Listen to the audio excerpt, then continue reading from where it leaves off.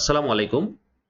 SSC 26 ব্যাচের শিক্ষার্থীরা, এই ভিডিওতে তোমাদের গণিতের সেট ও ফাংশন অধ্যায়টি পাঠ্য বই থেকে লাইন বাই লাইন রিভাইজ করব।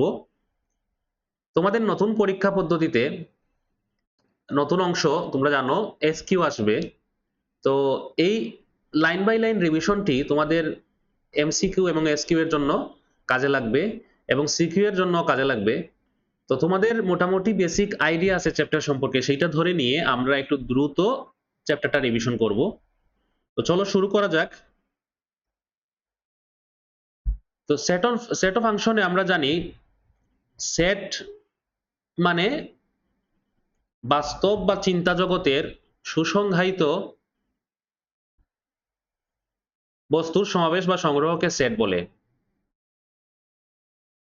বাস্তব বা চিন্তা জগতের সুসংজ্ঞায়িত বস্তুর সমাবেশ বা সংগ্রহকে সেট বলে। মানে সেট হচ্ছে গিয়ে সুসংজ্ঞায়িত বস্তুর সমাবেশ, সুসংজ্ঞায়িত বস্তুর সমাবেশ বা সংগ্রহ। আর এটা হচ্ছে বাস্তব বা চিন্তা জগৎ, দুইটাই হইতে পারে, মানে অ্যাবস্ট্রাক্ট জিনিসও হইতে পারে, বাস্তব রিয়েল জিনিসও হইতে পারে। যেমন এখানে নবম দশম শ্রেণীর বাংলা, ইংরেজি ও গণিত বিষয় 3টি পাঠ্য বইয়ের সেট।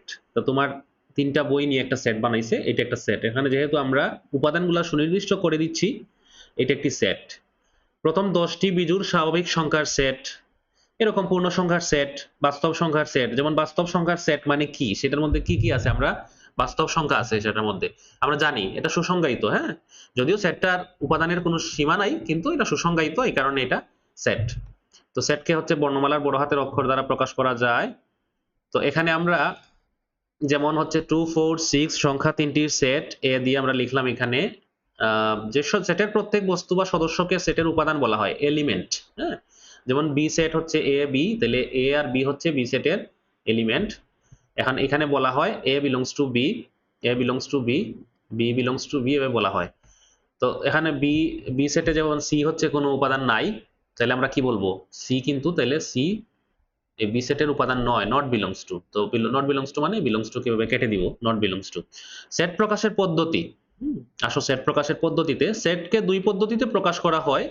এখানে তালিকা পদ্ধতি, রোস্টার মেথড বা টেবুলার মেথড, আর হচ্ছে সেট গঠন পদ্ধতি বা সেট বিল্ডার মেথড। তো এই দুইটা পদ্ধতিতে, তালিকা পদ্ধতি কি জিনিস, তালিকা পদ্ধতিতে হচ্ছে উপাদান মানে তালিকা করা ফেলা হয়, মানে সেটের যে উপাদানগুলো এগুলাকে তালিকা করে দেওয়া হয় সেকেন্ড ব্র্যাকেটের মধ্যে, মানে নির্দিষ্ট করে এগুলাকে উল্লেখ করা হয়। যেমন এই যে এগুলা হচ্ছে গিয়ে তালিকা পদ্ধতি, এখানে হচ্ছে উপাদান এ বি সেকেন্ড ব্র্যাকেটের ভিতর দিয়ে দিতে হবে কমা দিয়ে। আর সেট গঠন পদ্ধতিতে কি হয়, সেটের সকল উপাদান সুনির্দিষ্টভাবে উল্লেখ না করে, মানে উপাদানগুলো আমরা উল্লেখ করব না, কিন্তু তাদের ধর্ম বৈশিষ্ট্য আমরা উল্লেখ করে দিব, শর্ত উল্লেখ করে দিব, ঠিক আছে। যেমন এখানে এ সেট এক্স, যেন এক্স স্বাভাবিক বিজোড় সংখ্যা, স্বাভাবিক বিজোড় সংখ্যার সেট, তাই না, এটা একটা সেট। তো এখানে আমরা কি কি আছে আমরা এটা বাইর করতে পারবো, স্বাভাবিক বিজোড় সংখ্যার সেট, তাই না। স্বাভাবিক বিজোড় সংখ্যার সেট কি কি, তাহলে 1 3 5 এরকম 7, তাই না, এগুলো চলতে থাকবে। তো আমরা তালিকা পদ্ধতিতে সেটা আমরা বাইর করতে পারবো এই এই তার এই যে ধর্ম, সাধারণ ধর্মের উল্লেখ থেকে, তাই না। তারপরে বি সেট, যেমন হচ্ছে নবম শ্রেণীর 5জন শিক্ষার্থী, এখানে উল্লেখ করে দিল, তো সেটার একটা সেট বি সেট। আচ্ছা, এখানে আমরা হচ্ছে এখানে এটাকে কিভাবে বলবো, যেমন এটাকে কিভাবে বলবো, এ সেট সমান হচ্ছে এক্স সাজ দ্যাট এক্স স্বাভাবিক বিজোড় সংখ্যা, এভাবে পড়বো এটাকে।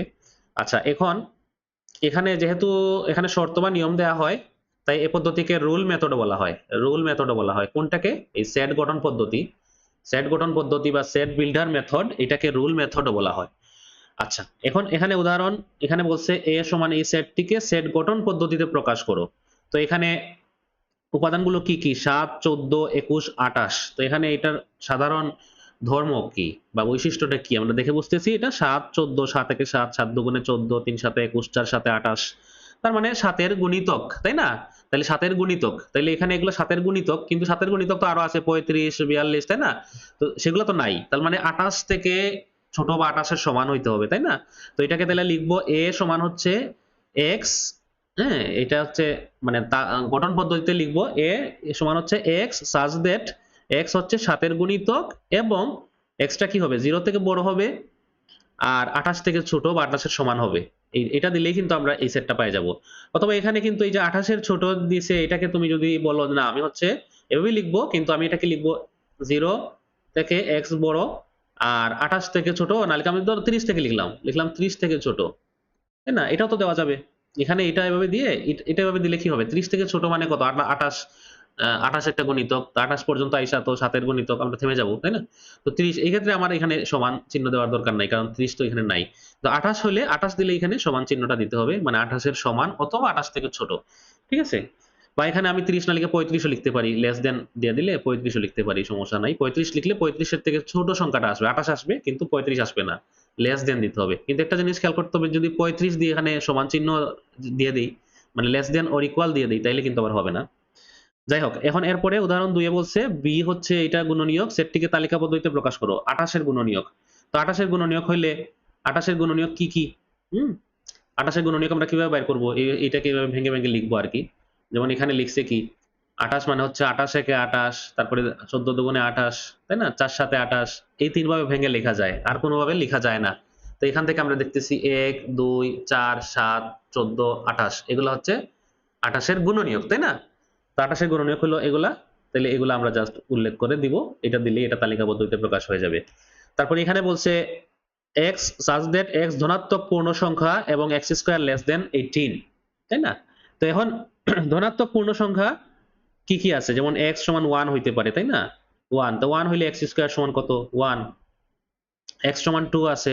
x সমান 2 হইলে x স্কয়ার কত হবে? 4, তাই না? ধনাত্মক পূর্ণ সংখ্যা, বুঝতেছো তো? ধনাত্মক, হ্যাঁ? 1 2 3 4 এগুলা পূর্ণ সংখ্যা। তো x সমান 3, তাহলে সেক্ষেত্রে x স্কয়ার সমান কত হবে? 9, তাই না? 9 ও কি 18 থেকে ছোট। তারপরে x সমান 4, হ্যাঁ? 4 হইলে x স্কয়ার সমান কত? 4 4 16, 16 18 থেকে ছোট, তাই না? আর x সমান 5, 5 হলে কি হবে? 5 হলে x স্কয়ার সমান কত হবে? 25। তো 25 কি 18 থেকে ছোট হয়? না, 25 হচ্ছে 18 থেকে বড়। তাইলে 25 এটা নেওয়া যাবে না, x equal to 5 নেওয়া যাবে না। শর্তটা দেখো, x স্কয়ার লেস দেন 18। তাইলে লেস দেন 18 হইতে হইলে এটা ক্রাইটেরিয়া ফুলফিল হয় কোন জায়গায়? এই চারটাতে, তাই না? তার মানে x সমান 1 2 3 4। তাইলে এখানে c কি হবে? তালিকা পদ্ধতিতে প্রকাশ করলে আমরা নিতে পারবো 1 2 3 4, এগুলা নিতে পারবো, রাইট? তো এখানে এইভাবেই এটা এভাবেই করছে। এখানে এখানে 1 2 3 4 নিছে। তারপরে এই যে দেখো এখানে তোমাদের হচ্ছে এই যে কাজ দেয়া আছে। কাজ হচ্ছে কিরকম? c equal to এটা হইলে 9 6, হ্যাঁ? -9 -6, এটা সেট গঠন পদ্ধতিতে প্রকাশ করো। আচ্ছা, এটাকে সেট গঠন পদ্ধতিতে কিভাবে লিখবা? এই যে -9 -6 -3 3 6 9, তাই না? তো এখন এখানে এটাকে কিভাবে লিখা যায়? এটা এটার রেঞ্জটা কিরকম? এখানে এটা 3 এর গুণিতক এগুলা, তাই না? 3 দুগুণে 6 3 3 9, কিন্তু আবার নেগেটিভ নাম্বারও আছে, ঋণাত্মক সংখ্যাও আছে, -3 -6 -9, তাই না? আবার এই একটা রেঞ্জের মধ্যে আছে। তাহলে এটাকে আমরা কি লিখতে পারি? এখানে x টা হচ্ছে এখানে c এর যে উপাদান, যেটা যদি x ধরি, তো x কি হবে? 3 এর গুণিতক হবে, তাই না? আবার এটা কিন্তু সব ধনাত্মক না। তো এই কারণে এটাকে আমরা কিভাবে লিখতে পারি? আমরা এখানে এটাকে লিখতে পারি, যেমন দেখো এখানে রেঞ্জটা কিরকম? এর রেঞ্জটা কিরকম? x হচ্ছে গিয়া এখানে -9 থেকে -9, এই -9 থেকে কি হবে? বড় হবে, আর 9 থেকে ছোট হবে, তাই না? 9 থেকে ছোট হবে। তো এইভাবে লিখতে পারি আমরা, -9 থেকে বড়, 9 থেকে ছোট। তো এটাকে আসলে এটাকে যদি আমরা এই সংখ্যাগুলোকে যদি আমরা পরম মান নিয়ে নেই, মডিউলাস নিয়ে নেই, x এর মডিউলাস নিয়ে নেই। মডিউলাস মানে কি? পরম মান মানে কি? পরম মান মানে নেগেটিভটাকে পজিটিভ করে দেয়, তাই না? তো সেটা লিখলে আবার লিখতে পারবো কি? পজিটিভ হলে পজিটিভটা অবশ্যই কি হবে? 9 থেকে মডিউলাসটা কি হবে? 9 থেকে সমান বা 9 এর থেকে ছোট হবে, তাই না? এভাবে লেখা যায়। এই কথা মানে কি? মানে এটা মানে হচ্ছে -9 থেকে x বড়, 9 থেকে ছোট। আর মডিউলাস মানে কি? এই মাইনাস সংখ্যাগুলোকে কি করবে? প্লাস করে দিবে, তাই না? -9 ও +9 হয়ে যাবে, -6 + 6 -3 + 3 হয়ে যাবে। তখন আমরা modulus of x less than or equal 9 লিখতে পারবো। এটা একটা শর্ত। আরেকটা শর্ত হচ্ছে x 3 এর গুণিতক। আর এখানে কি হবে? x তো 0 হবে না, তাই না? 0 নেওয়া যাবে না। মাইনাস থেকে শুরু হইছে কিন্তু 0 নেওয়া যাবে না। তাইলে আমরা এটাকে লিখতে পারি এইভাবে, লিখতে পারি c সমান x such that x 3 এর গুণিতক আর হচ্ছে x 3 এর গুণিতক, আর শর্ত হচ্ছে এখানে কি? শর্ত হচ্ছে এটা x, এই modulus of x less than or equal 9, আর এখানে x not equal to 0, x not equal to 0। এখানে একটু সাইডে চলে গেছে, একটু এটা নিয়ে আসি, x not equal to 0। x not equal to 0। তো এটাই লিখবো, এখানে x নট ইকুয়াল টু 0 দিয়ে আমরা এখানে এই ব্র্যাকেট দিয়ে দিব x নট ইকুয়াল টু 0। হ্যাঁ, এখানে 0, এটা সাইডে চলে গেছে একটু। তো এইটা হচ্ছে কি তালিকা পদ্ধতিতে প্রকাশ। এখন না, গঠন পদ্ধতিতে প্রকাশ, সরি। এখন আমরা আরেকটা এখানে দিব, এখানে দিছে হচ্ছে তালিকা পদ্ধতিতে প্রকাশ করো, এই কাজটা দিয়ে দিছে এখানে। এটা কিভাবে করবা? এটা হচ্ছে y, যেন y পূর্ণ সংখ্যা, এটাকে আমরা সংক্ষেপে বলি যে y cube less than or equal 18। তো এখানে দেখো, এখানে y cube less than or equal 18, আবার y হচ্ছে পূর্ণ সংখ্যা, তাই না? পূর্ণ সংখ্যা কি কি আছে? 1 2, তাই না? তো y ইকুয়াল টু 1 হইলে এটা তো বুঝতেছই, y কিউব কত হবে? 1 হবে। তো 1 তো 18 থেকে ছোট, তাই না? 18 থেকে ছোট, শর্তটা হচ্ছে 18 থেকে ছোট অথবা 18 সমান হইতে হবে। তো 2 হইলে কি হবে? 2 হইলে y ইকুয়াল টু 2, 2 হইলে y কিউব কত হবে? 2 কিউব, তাই না? 2 কিউব মানে কত? 8, এটাও 18 থেকে ছোট। তারপরে 3 হলে কি হবে? 3 হলে y কিউব সমান কত হবে? 3 3 কে 9, 3 9 27। 27টা কি 18 থেকে ছোট? না, 27টা হচ্ছে 18 থেকে বড়। তাইলে কি হবে? শুধুমাত্র 1 আর 2 হবে, তাই না? তাহলে সি সেটটা কি হবে? সি সেটটা হবে 1 আর 2। হ্যাঁ, এটা হচ্ছে সি সেট। আচ্ছা, এরপরে সসীম সেট। সসীম সেট কি? যে সেটের উপাদান সংখ্যা গণনা করে নির্ধারণ করা যায় তাকে সসীম সেট বলে। সহজ জিনিস, মানে ফাইনাইট সেট মানে হচ্ছে যার উপাদান সীমিত। হ্যাঁ, সীমিত, যা গণনা করে আমরা নির্ধারণ করতে পারবো তাকে সসীম সেট বলে। যেমন এখানে কয়েকটা এক্সাম্পল বলছে, তাই না? এখানে যেমন এক্স ওয়াই জেড তিনটা উপাদান আছে, ই হচ্ছে এখানে 3 6 9, এরকম তিনের গুণিতক করে করে 60 পর্যন্ত গেছে। তো 60 পর্যন্ত গিয়ে তো থেমে গেছে, তাই না? এখানে 3 20 60, 20টা উপাদান বোঝা যাচ্ছে হবে এখানে, তাই না? এখানে এক্স মৌলিক সংখ্যা, এবং মৌলিক সংখ্যা এখানে বলছে এটাকে, যেমন এফ সেটটা, তাই না? এফ সেটটা কি হবে আসলে? এফ সেটটা যদি আমরা তালিকা পদ্ধতিতে প্রকাশ করি, এক্স মৌলিক সংখ্যা এবং 30 থেকে এক্স বড় আর 70 থেকে ছোট, তাই না? তো 30 থেকে বড় 70 থেকে ছোট তুমি কি কি মৌলিক সংখ্যা আছে এটা একটু মানে এরকম হয়তো 31 হবে একটা মৌলিক সংখ্যা, তাই না? আর কি কি আছে আমরা এখানে এগুলা বলে ফেলতে পারি বা এগুলা লিখে ফেলতে পারি 70 পর্যন্ত কি কি আছে, তাই না? 33 34 35 37, 37 হচ্ছে একটা মৌলিক সংখ্যা, তাই না? তারপরে ধরো 41 হচ্ছে একটা মৌলিক সংখ্যা। তারপরে এরকম কত আছে? 43, তাই না? 43 কি মৌলিক? 43 মৌলিক সংখ্যা। তারপরে কত আছে? 47, 47, তাই না? 47। তারপরে কত? তারপরে হচ্ছে 58, 59, 60। এখানে কত পর্যন্ত বলছে? 70, 71, 72। এখানে এই মৌলিক সংখ্যাগুলো নিলে আমরা এখানে আর কি, এখানে এইভাবে আমরা তালিকা করতে গিয়ে হয়তো দুই একটা মিসিং পড়ে যেতে পারে। তো আমরা জানি নির্দিষ্ট, মানে এখানে হয়তো 70 এর মধ্যে আর কি আছে যেটা থাকতে পারে। তো মৌলিক সংখ্যা নিয়ে নিলে আমরা এখানে সুনির্দিষ্ট করে পাচ্ছি। তারপরে ডি সেটে 3টি, ই সেটে 20টি, এফ সেটে 9, আচ্ছা 9টি, এফ সেটে 9টি উপাদান আছে, তাই না? 9টি উপাদান আছে। এরকম করে 9টা উপাদান, 9টা মৌলিক সংখ্যা পাবো 70 এর মধ্যে। আচ্ছা, তো এইভাবে হচ্ছে সুনির্দিষ্ট হইলে। আর অসীম সেট কি? অসীম সেট কি? ইনফাইনাইট সেট কি? যে সেটের উপাদান সংখ্যা গণনা করে শেষ করা যায় না তাকে অসীম সেট বলে। উপাদান সংখ্যা শেষ হবে না। তো অসীম সেটগুলা সংখ্যা সেট, আমরা সংখ্যা সেটগুলা খুবই কমন অসীম সেটের উদাহরণ। যেমন এখানে এ সেট বলছে এক্স যেন এক্স বিজোড় স্বাভাবিক সংখ্যা। তো বিজোড় স্বাভাবিক সংখ্যা তুমি কি 1 3 5 7 9, এটা কি শেষ হবে কখনো? স্বাভাবিক সংখ্যা কি শেষ হবে? হবে না। তারপর স্বাভাবিক সংখ্যার সেট n, n হচ্ছে কোনগুলা? 1 2 3 4 5, এরকম আমরা যে গণনা করতে যে সংখ্যাগুলো ব্যবহার করি সেটা হচ্ছে স্বাভাবিক সংখ্যার সেট n। তা পূর্ণ সংখ্যার সেট z, পূর্ণ সংখ্যার সেট z, তো z দিয়ে প্রকাশ করা হয়। পূর্ণ সংখ্যা কোনগুলা? ধনাত্মক, ঋণাত্মক এবং শূন্য। ধনাত্মক পূর্ণ সংখ্যা, ঋণাত্মক পূর্ণ সংখ্যার শূন্য, তাই না? তো z তো হচ্ছে স্বাভাবিক সংখ্যার ক্ষেত্রে হচ্ছে শুধু ধনাত্মক পূর্ণ সংখ্যাগুলো আসে, আর পূর্ণ সংখ্যার ক্ষেত্রে শুধু পূর্ণ সংখ্যার ক্ষেত্রে ধনাত্মক পূর্ণ সংখ্যা আসে, ঋণাত্মক পূর্ণ সংখ্যা আসে, শূন্য আসে, তাই না? তো এখানে তাইলে এটা আরো বড় সেট, এদিকে অসীম পর্যন্ত নেগেটিভ সাইডে আর পজিটিভ সাইডে অসীম পর্যন্ত বিস্তৃত। তবে মূলদ সংখ্যার সেট। মূলদ সংখ্যা কি? মূলদ সংখ্যা কি জিনিস? মূলদ সংখ্যা হচ্ছে যেটাকে এরকম a বাই b দুইটা পূর্ণ সংখ্যার ভগ্নাংশ আকারে প্রকাশ করা যায়, যেখানে b not equal to 0, b not equal to 0, এরকম পূর্ণ সংখ্যার ভগ্নাংশ আকারে যদি প্রকাশ করা যায় সেটা একটা মূলদ সংখ্যা। তো মূলদ সংখ্যা তুমি জানো ভগ্নাংশর কি মানে শেষ আছে? ভগ্নাংশ কি তুমি শেষ করতে পারবা? ভগ্নাংশ লিখে লিখে 1/2, 2/3 এরকম ভগ্নাংশ লিখে লিখে তুমি কি শেষ করতে পারবা? ভগ্নাংশ তো আজীবন লিখে যাওয়া যাবে, তাই না? তো এটা একটা, মানে এটা একটা কি অসীম সেট। তারপরে বাস্তব সংখ্যার সেট। এই বাস্তব সংখ্যার মধ্যে কি কি আছে? বাস্তব সংখ্যার মধ্যে সবকিছু আছে। মূলদ সংখ্যা মানে হচ্ছে ভগ্নাংশ আকারে প্রকাশ করা যায়। আর অমূলদ সংখ্যা কোনটা? যেটা এটা তোমরা হচ্ছে প্রথম চ্যাপ্টারে, তোমাদের শর্ট সিলেবাস যদিও চ্যাপ্টারটা বাদ দিয়ে দেওয়া হয়েছে পরীক্ষার জন্য, কিন্তু তোমরা পড়ছো এই চ্যাপ্টারটা, মূলদ অমূলদ এই সংখ্যা সেটগুলো দেওয়া আছে। তো অমূলদ সংখ্যা হচ্ছে যেটাকে এরকম ভগ্নাংশ আকারে প্রকাশ করা যায় না। আর এই অমূলদ আর মূলদ মিলে হচ্ছে হয় বাস্তব সংখ্যা, ঠিক আছে? বাস্তব সংখ্যার সেট। তো এটাও তো অসীম সেট। আচ্ছা, তো উদাহরণ 4 এখানে বলছে দেখাও যে সকল স্বাভাবিক সংখ্যার সেট একটি অসীম সেট। তো এটা একটা মানে প্রমাণ। তো এই প্রমাণটা মনে করো এসকিউ এ চলে আসলো, তাই না? তো এরকম প্রমাণ কি পড়ে যাওয়া উচিত না? হ্যাঁ, পড়ে যাইতে হবে এগুলা। তো এখন এখানে স্বাভাবিক সংখ্যার সেট, এটা খুব সহজ একটা। তো স্বাভাবিক সংখ্যার সেট যদি অসীম সেট না হয়ে থাকে তাহলে কি হবে? সসীম সেট হবে। তো সসীম সেট হইলে তো তার উপাদানগুলা তো একটা সময় গিয়া শেষ হয়ে যাবে, তাই না? উপাদান তো এখানে n কিরকম 1 2 3 4 5 এরকম করে আমরা অসীম সেট হইলে তার কি হবে? তার সীমা নাই। আর সসীম সেট হইলে তার সীমা আছে। সীমা আছে মানে কি? হয়তো সর্বোচ্চ যে উপাদান যেটা, তাই না? সর্বোচ্চ উপাদান হচ্ছে কি হবে? ধরলাম একটা k হচ্ছে সর্বোচ্চ একটা উপাদান। হুম? k। তাহলে k কি হবে? k belongs to, এখানে k belongs to n হবে, তাই না? k belongs to n হবে। কিন্তু k যদি সর্বোচ্চ হয়, তো k এর সাথে 1 যোগ করলে কি হবে? এটা আরেকটা সংখ্যা হবে না? আরেকটা স্বাভাবিক সংখ্যা হবে না? হবে তো নাকি? k plus 1 ও একটি কি হবে? স্বাভাবিক সংখ্যা হবে। স্বাভাবিক যেমন হচ্ছে, যেমন ধরো ৫ একটা স্বাভাবিক সংখ্যা। তাহলে ৫ এর সাথে ১ যোগ করলে কি হয়? ৬ ৬ কি স্বাভাবিক সংখ্যা না? ১১০ ১১০ একটা স্বাভাবিক সংখ্যা। তার সাথে ১ যোগ করলে কি হয়? ১১১ এটাও কি স্বাভাবিক সংখ্যা? তো এরকম k যেকোনো একটা সংখ্যা যদি স্বাভাবিক সংখ্যা হয়, তার সাথে ১ যোগ করলে সেটাও কি হবে? একটা স্বাভাবিক সংখ্যা হবে। তাইলে সেটাও কি হবে? k plus 1 ও কি হবে? k plus 1 ও কি হবে? স্বাভাবিক সংখ্যা হবে। belongs to n লিখতে পারবো আমরা, তাই না? কিন্তু আমরা তো বলছি যে k হচ্ছে গিয়ে স্বাভাবিক সংখ্যার সবচেয়ে বড় উপাদানটা। কিন্তু এখানে দেখলাম তো তার থেকেও বড় উপাদান পাইলাম k plus 1। তার মানে আমরা যে ধরছি k সংখ্যাটা সর্বোচ্চ উপাদান, এটা ধরা কি হইল না? সঠিক হইল না।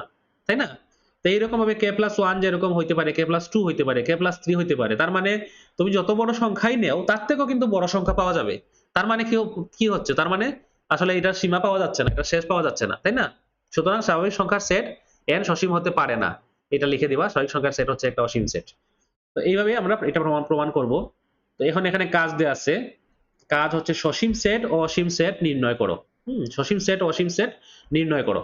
তো এখানে বলো তো কোনটা কোনটা সসীম, কোনটা কোনটা অসীম। তো এখানে সসীম সেটগুলো আমরা, এটা হচ্ছে কি 357, এটা কি? এটা এটা সসীম, তাই না?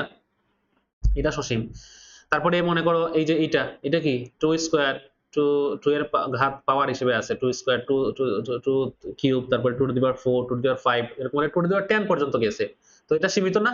এটা তো শেষ হইছে, তাই না? তো এটা হচ্ছে সসীম, এটা সসীম, এটাও সসীম, এটাও সসীম, সসীম সেট। তারপরে এটা কি? এটা হচ্ছে এরকম 3 স্কয়ার, 3 কিউব, এটা কি শেষ হইছে? এখানে শেষ করে নাই। তার মানে এটা কি? এটা হচ্ছে অসীম, এটা অসীম, এটা হচ্ছে চলবে, চলতে থাকবে।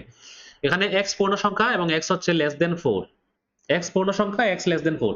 আচ্ছা, এটা বলো তো এটা কি সসীম না অসীম? এটা কিন্তু খুব কনফিউজিং লাগতে পারে। এটা 4 থেকে ছোট হবে, পূর্ণ সংখ্যা হবে। তো এটা কি সসীম না অসীম? এটা মনে হইতে পারে, দেখে মনে হইতে পারে এটা সসীম, যে পূর্ণ সংখ্যা 1 2 3 4 3 দিয়ে দিলাম, 4 থেকে ছোট যেহেতু 1 2 3 দিয়ে দিলাম। তো এটা কি আসলে কি সসীম? না, এটা অসীম। পূর্ণ সংখ্যা কিন্তু কি হইতে পারে? দেখো, পূর্ণ সংখ্যা কিন্তু তুমি এরকম চিন্তা করো, 3 হইতে পারে, 2 হইতে পারে, 1 হইতে পারে 4 এর থেকে ছোট, 0 হইতে পারে, -1 হইতে পারে না? -1 কি পূর্ণ সংখ্যা না? -2 হইতে পারে না? -3 হইতে পারে না? তো এটা যদি বাম দিকে আমি হচ্ছে মাইনাস করে করে করে করে মাইনাস এরকম মাইনাস নেগেটিভ দিকে অসীম পর্যন্ত আমি যাইতে থাকবো। -100, -200, মাইনাস যেকোনো সংখ্যাই নাও, সেটা 4 থেকে ছোট, তাই না? ধনাত্মক যে সংখ্যা থেকে ঋণাত্মক যেকোনো সংখ্যা হয় সেটা ছোট, তাই না? তার মানে এটা কি হবে? এটা অসীম পর্যন্ত আমরা নিতে পারবো। তাহলে এটা কি অসীম? এটা হচ্ছে অসীম, তাই না? এটা হচ্ছে অসীম, অসীম সেট। এটা হচ্ছে অসীম সেট, অসীম সেট। ওকে। তারপরে এটা বলছে p বাই q, p ও q পরস্পর সহমৌলিক, সহমৌলিক এবং p ও q পরস্পর সহমৌলিক এবং q গ্রেটার দেন 1। এখন q গ্রেটার দেন 1 যদি হয় আর p ও q যদি পরস্পর সহমৌলিক হয়, হুম, পরস্পর সহমৌলিক, পরস্পর সহমৌলিক মানে কি? সহমৌলিক মানে তাদের মধ্যে কোনো আর কাটাকাটি করা যায় না। মানে তাদের মধ্যে 1 এবং ওই সংখ্যা মানে 1 ব্যতীত কোনো হচ্ছে কমন উৎপাদক নাই, কমন গুণনীয়ক নাই। হুম? সেটা হচ্ছে সহমৌলিক। তো সহমৌলিক করে এরকম p বাই q যদি প্রকাশ করি, তো তার মানে হচ্ছে, যেমন ধরো উদাহরণস্বরূপ আমরা লিখতে পারি যে এটাকে আমরা সহমৌলিক, পরস্পর সহমৌলিক কিরকম? ধরো তুমি হচ্ছে লিখতেছো 5/2, তাই না? তাই 5/2 এর মধ্যে কি কোনো মানে কমন উৎপাদক আছে 1 ছাড়া? নাই। তাহলে 5/2 পরস্পর সহমৌলিক। তো এরকম করে 5/2 লিখতে পারবো। আমরা 3/4 লিখতে পারবো। ঠিক আছে? এরকম মনে করো সাপোজ 7/100 লিখতে পারবো। তো এরকম করে আমরা লিখতে পারবো এবং q গ্রেটার দেন 1 হবে বলছে। q গ্রেটার দেন 1 হবে। ওকে, q গ্রেটার দেন 1 হোক, মানে হচ্ছে 2 3 4 এরকম করে লিখবো। তারপর মানে ভগ্নাংশ আকারে লিখবো। তো এগুলো হচ্ছে, এটা হচ্ছে সবগুলাই তো কি হবে? সবগুলাই কি হবে? মূলদ সংখ্যা হবে না? সবগুলাই হচ্ছে মূলদ সংখ্যা, মানে মূলদ সংখ্যা হবে। তো এটা হচ্ছে এরকম অসীম পর্যন্ত লেখা যাবে, তাহলে এটা এটা হচ্ছে গিয়ে এটা কি তাহলে অসীম সেট, তাই না? অসীম, অসীম। তারপরে এখানে ওয়াই যেন ওয়াই বিলংস টু এন আর ওয়াই স্কোয়ার থেকে এরকম বলে দিছে, তো ওয়াই হচ্ছে স্বাভাবিক সংখ্যা, আবার এটা একটা রেঞ্জ বলে দিছে, ওয়াই স্কোয়ার 100 থেকে বড় বড় মানে 100 থেকে ছোট হবে, আর ওয়াই কিউব কি হবে, ওয়াই ওয়াই স্কোয়ার হচ্ছে ওয়াই স্কোয়ার 100 থেকে ছোট হবে, আবার ওয়াই কিউব হচ্ছে কি 100 থেকে বড় হবে, ঠিক আছে? ওয়াই কিউব 100 থেকে বড় হবে। আচ্ছা, তো এখন এটা এটা এটা আমরা তালিকা পদ্ধতিতে আমরা বের করে ফেলি নাকি? তালিকা পদ্ধতি বের করে ফেলি। তো এখন এখানে বলছে ওয়াই স্কোয়ার হচ্ছে গিয়ে কি হবে, 100 থেকে ছোট হবে। এটাকে এখানে এখানে ওয়াই স্কোয়ার লেস দেন 100, এটা কন্ডিশন হচ্ছে এটা আর কি। এখানে কন্ডিশনটা এরকম দেখলে মনে হতে পারে যে কনফিউজিং লাগতে পারে। আর ওয়াই কিউব কি হবে, ওয়াই কিউব হবে 100 থেকে, ওয়াই কিউব কি হবে 100 থেকে বড় হবে, 100 থেকে বড় হবে, আর ওয়াই স্কোয়ার 100 থেকে ছোট হবে, ওয়াই স্কোয়ার 100 থেকে ছোট হবে। আচ্ছা, ওয়াই স্কোয়ার 100 থেকে ছোট, তাইলে সাপোজ তুমি কি কি পাবা এখানে বলো তো, কি কি পাবা? মানে তুমি হচ্ছে মনে করো 9 হচ্ছে দিলে 9 নং 81, 9 নং 81, 10 দিলে 8 দিলে 8 8 64 স্কোয়ার করলে, তাই না? তো এখানে তাইলে 100 থেকে ছোট হবে, 10 দিলে 100 হয়ে যাবে, তাই না? তাইলে এখানে 1 থেকে তুমি 1 নেও, 2 নেও, 3 নেও, 4 নেও, 5 6 7 8 9 পর্যন্ত নেও। এগুলা নিলে তুমি হচ্ছে স্কোয়ার করলে কি পাবা, 100 থেকে ছোট পাবা, ঠিক আছে? ওয়াই স্কোয়ার 100 থেকে ছোট পাবা, ওকে। আর ওয়াই কিউবটা হবে কি 100 থেকে বড়, ঠিক আছে? ওয়াই কিউবটা 100 থেকে বড় হবে। এখন তুমি 2 3 এগুলার কিউব করলে কি 100 থেকে বড় হয়? বড় হয় না তো। 3 হইলে 27 হয়, 4 হইলে 64 হয়, 5 হইলে কত হয়? হ্যাঁ, 5 হইলে 100 থেকে বড় হবে। তাহলে 5 6 7 8 9 এগুলা হচ্ছে এই দুইটা কন্ডিশন ফুলফিল করবে। মানে 5 নিলে তুমি স্কোয়ার করলে 100 থেকে ছোট পাবা, আবার কিউব করলে 100 থেকে বড় পাবা। তার মানে এই সেটটা হচ্ছে গিয়ে, এই সেটটা হচ্ছে গিয়ে এরকম 5 6 7 8 9, তাই না? এগুলো পাবো, ঠিক আছে?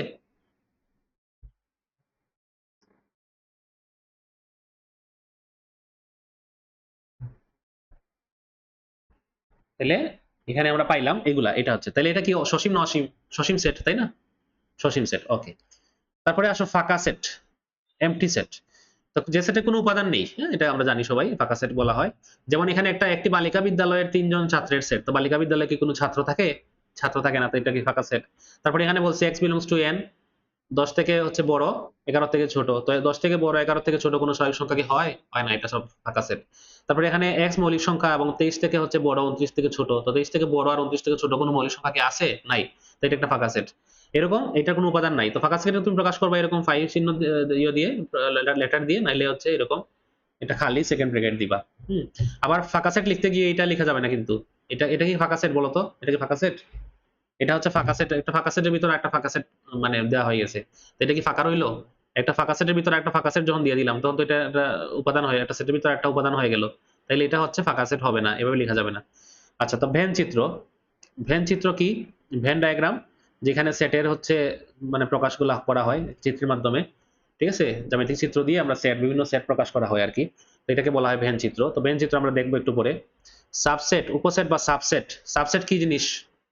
সাবসেট হচ্ছে যে কোনো একটা সেটের, হ্যাঁ, উপাদান নিয়ে, উপাদান সবগুলা অথবা সবগুলা উপাদান নিয়ে অথবা এক দুইটা করে এরকম যে কোনো সংখ্যক উপাদান নিয়ে যদি সেট গঠন করা হয়, তো সেটা হচ্ছে গিয়ে ওই সেটের সাবসেট বলে, ঠিক আছে? আবার কোন উপাদান না নিয়ে যদি আমরা ফাঁকা সেট গঠন করি, সেটাও কিন্তু সাবসেট হয়, ঠিক আছে? মানে কোন সেটের উপাদান হচ্ছে না নিয়ে যদি সেট গঠন করি, অথবা উপাদান একটা দুইটা করে তার সবগুলা উপাদান নেই, বা হচ্ছে সবগুলা থেকে কম নেই, যে কোনো সংখ্যক উপাদান নেই নিয়ে আমরা সেট গঠন করলে সেটা হচ্ছে সাবসেট। মানে সাবসেটের সবগুলা উপাদানই ওই সেটে থাকবে।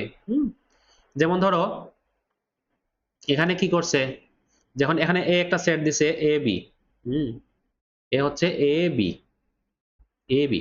তো এখন এখানে তুমি হচ্ছে কি করতে পারো, তুমি এ সেট নিলা, একটা সেট নিলা শুধু এ উপাদানটা নিয়া, তো এটা একটা সেট হইলো। আর এখানে শুধু বি নিয়ে একটা সেট নিলা, এটা একটা উপাদান। অথবা তুমি হচ্ছে এ বি দুইটা উপাদানই নিলা, সেটা হইলো। অথবা তুমি কোনো উপাদানই নিলা না, এই চারটা সেট বানাইলা, এই চারটা সেটের প্রত্যেকেই কিন্তু এর এর কি সাবসেট, তাই না? তাহলে এখানে আমরা এই যে সেট লিখলাম এ, এটাকে আমরা কি লিখবো? এটাকে আমরা এটার সাবসেট, সাবসেটের চিহ্ন এরকম লেখা হয়, এটা হচ্ছে এরকম দিয়ে এরকম টান দেওয়া হয়, এটা দিয়ে সাবসেট বোঝানো হয়। তারপরে তুমি হচ্ছে যে বি লিখলা, তো বি সেটটা কি, তাহলে এর এই যে বি লিখছো, এই যে বি, হ্যাঁ বি উপাদান যুক্ত যে সেটটা, এটা হচ্ছে সাবসেট।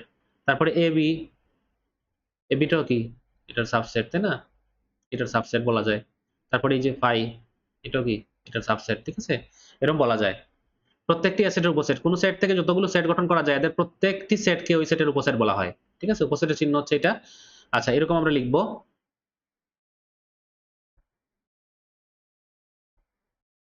ওকে। আচ্ছা এখন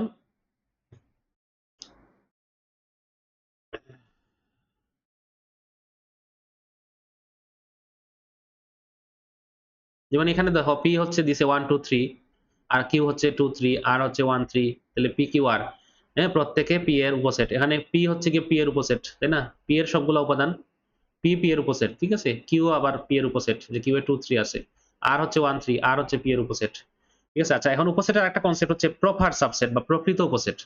প্রপার সাবসেট, তো কোন সেট থেকে গঠিত উপসেটের মধ্যে যে উপসেটগুলোর উপাদান সংখ্যা প্রদত্ত সেটের উপাদান সংখ্যা অপেক্ষা কম, এদেরকে প্রকৃত উপসেট বলে। তার মানে উপাদান মানে উপসেটের মধ্যে যদি উপাদান সংখ্যা যে মূল যে সেট তাতে কম হয়, ঠিক আছে, যেমন এখানে এই যে আমরা বলছিলাম, এখানে একটু আগে যেটা বললাম, এই যে এটা যে দিলাম একটু আগে, এই এ সেট, এখানে দেখো এখানে এখানে কি হবে, এখানে এই এ সেট এটা হচ্ছে কি, এটা হচ্ছে প্রকৃত উপসেট এর, তাই না, উপাদান সংখ্যা কম, এখানে উপাদান সংখ্যা দুইটা, তো দুইটা থেকে কম নিলে এইটা এইটা এটা এগুলো হচ্ছে প্রকৃত উপসেট, এটা কিন্তু প্রকৃত উপসেট না, ঠিক আছে, প্রকৃত উপসেট সংজ্ঞা অনুযায়ী। তো এখন এখানে আরেকটা এক্সাম্পল দেখো, এখানে বলছে এ বি দুইটি সেট, এখানে দেখো বি এর উপাদান হচ্ছে 3 5 আর এর উপাদান হচ্ছে 3 4 5 6, তাহলে বি হচ্ছে কি, যেহেতু উপাদান এটা থেকে কম আছে, তাইলে বি হচ্ছে এর প্রকৃত উপসেট। তো প্রকৃত উপসেটকে লেখা হয় এভাবে লেখা যায়, ঠিক আছে, এই সমান চিহ্নটা না দিয়ে এভাবে লেখা যায় প্রকৃত উপসেটকে। আচ্ছা ফাঁকা সেট হচ্ছে, ফাঁকা সেট বা ফাই যে কোনো সেটের প্রকৃত উপসেট, ঠিক আছে, এটা ফাঁকা সেট সব সেটেরই উপসেট, ঠিক আছে। আচ্ছা এখন এই প্রবলেমে দিছে উদাহরণ 5 দেখো, পি সমান এক্স ওয়াই জেড এর উপসেট গুলো লিখো এবং সেগুলো থেকে প্রকৃত উপসেট বাছাই করো। তো উপসেট গুলো লিখতে পারবা এক্স ওয়াই জেড, উপসেট কিভাবে লিখতে হয়, উপসেট সমূহ তোমার লেখার জন্য ওই যে এখানে প্রথমে হচ্ছে কি করবা, এক্স ওয়াই জেড আছে, তাহলে এক্স ওয়াই জেড তিনটা নিবা, তিনটাই নিবা, তারপরে কি করবা, দুইটা দুইটা করে নিবা, তিনটা যেহেতু এক্স ওয়াই দুটা দুটা করে নেওয়া যায়, কিভাবে এক্স ওয়াই নেওয়া যায়, এক্স জেড নেওয়া যায়, তাই না, তারপরে কি করা যায়, ওয়াই জেড নেওয়া যায়, যত কম্বিনেশন নিতে পারো তুমি নিবা, ঠিক আছে। তারপরে মনে করো এখানে কি করলা, তারপরে তিনটাই নিলা, তারপরে তুমি একটা একটা করে নাও, এক্স ওয়াই নাও, তারপরে কি করো জেড নাও, তাই না, শেষ হইলো, তারপরে কোনোটাই না নেওয়া মানে ফাঁকা সেট নাও। এই সবগুলো হচ্ছে কি তার উপসেট, ঠিক আছে। আচ্ছা এখন এখানে সবগুলো হচ্ছে উপসেট, আর প্রকৃত উপসেট কোনটা, প্রকৃত উপসেট হচ্ছে এইটা বাদ দিয়া, এটা বাদ দিয়া এই বাকি সবগুলো হচ্ছে প্রকৃত উপসেট, তাই না। আচ্ছা এখন কোন সেটের উপাদান সংখ্যা n হলে ওই সেটের উপসেটের সংখ্যা কত হবে, 2 টু দি পাওয়ার n। উপসেটের উপাদান সংখ্যা n হলে, যেমন এখানে উপাদান সংখ্যা 3, তাহলে উপসেটের সংখ্যা হচ্ছে কয়টা, একটা দুইটা তিনটা চারটা পাঁচটা ছয়টা সাতটা আটটা, তাই না, 3, তাহলে এখানে 3 3 n হচ্ছে 3, 2 কিউব, 2 কিউব মানে হচ্ছে 8, তাহলে উপসেটের সংখ্যা হচ্ছে 8। এই সূত্রটা দিয়ে আমরা বাইর করতে পারি উপসেটের সংখ্যা, ঠিক আছে। কোন সেটে যদি উপাদান সংখ্যা 3 হয় তাহলে উপসেটের সংখ্যা হবে 2 টু দি পাওয়ার 3 মানে 8। কোন সেটের উপাদান সংখ্যা যদি 5 হয় তাহলে তার উপসেটের সংখ্যা হবে 2 টু দি পাওয়ার 5 মানে কত, 32, 32টা উপসেট পাবো। আর প্রকৃত উপসেট যেহেতু একটা বাদ যায়, যেমন এখানে একটা বাদ গেছে, এখানে 7টা আছে, তাই না প্রকৃত উপসেট, তাহলে প্রকৃত উপসেটের ফর্মুলা হচ্ছে 2 to the power n minus 1, এটা দিয়ে বাইর করতে পারবা, ঠিক আছে। যেমন 5টা উপাদান যদি থাকে তাহলে তার প্রকৃত উপসেটের সংখ্যা হবে 2 টু দি পাওয়ার 5 মাইনাস 1 মানে 31টা, 31টা হবে, তাই না, এরকম বাইর করতে পারবা। এই ফর্মুলাটা হচ্ছে মনে রাখবা, এটা হচ্ছে কাজে লাগে খুব। আচ্ছা এরপরে সেটের সমতা, আচ্ছা সেটের সমতা হচ্ছে এরকম, তো এখন একটা সেটের তুমি একটা জিনিস খেয়াল করো, একটা সেট আছে মনে করো এরকম বললাম 1 2 3, এটা একটা সেট। আচ্ছা এটাকে আমি যদি আরেকটা সেট লিখি 2 3 1, তো এই দুইটা কি ভিন্ন, 1 2 3 2 3 1 এই দুটো সেট কি ভিন্ন নাকি সমান, মনে করো এটা এ আর এটা হচ্ছে বি, এই দুটো সেট কি সমান নাকি ভিন্ন। এখন তুমি এখানে দেখতেছো 1 আছে 2 আছে 3 আছে, এখানে দেখতেছো 1 আছে 2 আছে 3 আছে, এখানে উল্টাপাল্টা করে লিখছে, যেভাবে লিখুক উপাদানগুলা যে ক্রমেই থাকুক, ক্রম কোনো বিষয় না এখানে। এখানে এই সেটেও যা আছে, এই সেটেও যা আছে, এই সেটেও তাই আছে, তাই না। তোমার তিনটা বই নিলা, বাংলা গণিত ইংরেজি, ঠিক আছে, আবার এই তিনটাকে উল্টাপাল্টা করে যেভাবেই তুমি রাখো, ঠিক আছে, বই তো ওই তিনটাই থাকতেছে, সেট কিন্তু ওইটাই থাকতেছে, তার মানে এখানে এ আর বি সমান, এই ক্রম কিভাবে তুমি লিখতেছো এটা কোনো ম্যাটার করে না সেটার ক্ষেত্রে, ঠিক আছে? অথবা তুমি যদি বলো যে আমি হচ্ছে আরেকটা সেট লিখবো এরকম 1 2 2 3, এবার বেশি করে লিখলে দুইবার লিখলে কি তাতে কি হবে? তাতে কি কোনো লাভ হবে? তাতে কি সেটটা চেঞ্জ হয়ে যাবে? না, একই জিনিস। এখানে ট্রু দুইবার লিখছো যদিও, কিন্তু এটা ওই এ সেটের সমানই আমরা ধরবো। এ সেটের সমান, এখানে ট্রু উপাদানটা দুইবার নিয়ে লাভ নাই, ঠিক আছে? এভাবে লেখা যায়। যেমন এখানে দেখো এ সেট বলছে 357 আর বি সেট বলছে 5337, সেট দুইটা কিন্তু সমান, তাই না? এখানে উপাদান যায়, এখানে উপাদান তাই। একটা উপাদান দুইবার লিখলে কিছু যায় আসে না, ঠিক আছে? তাহলে এ সমান বি লেখা যাবে।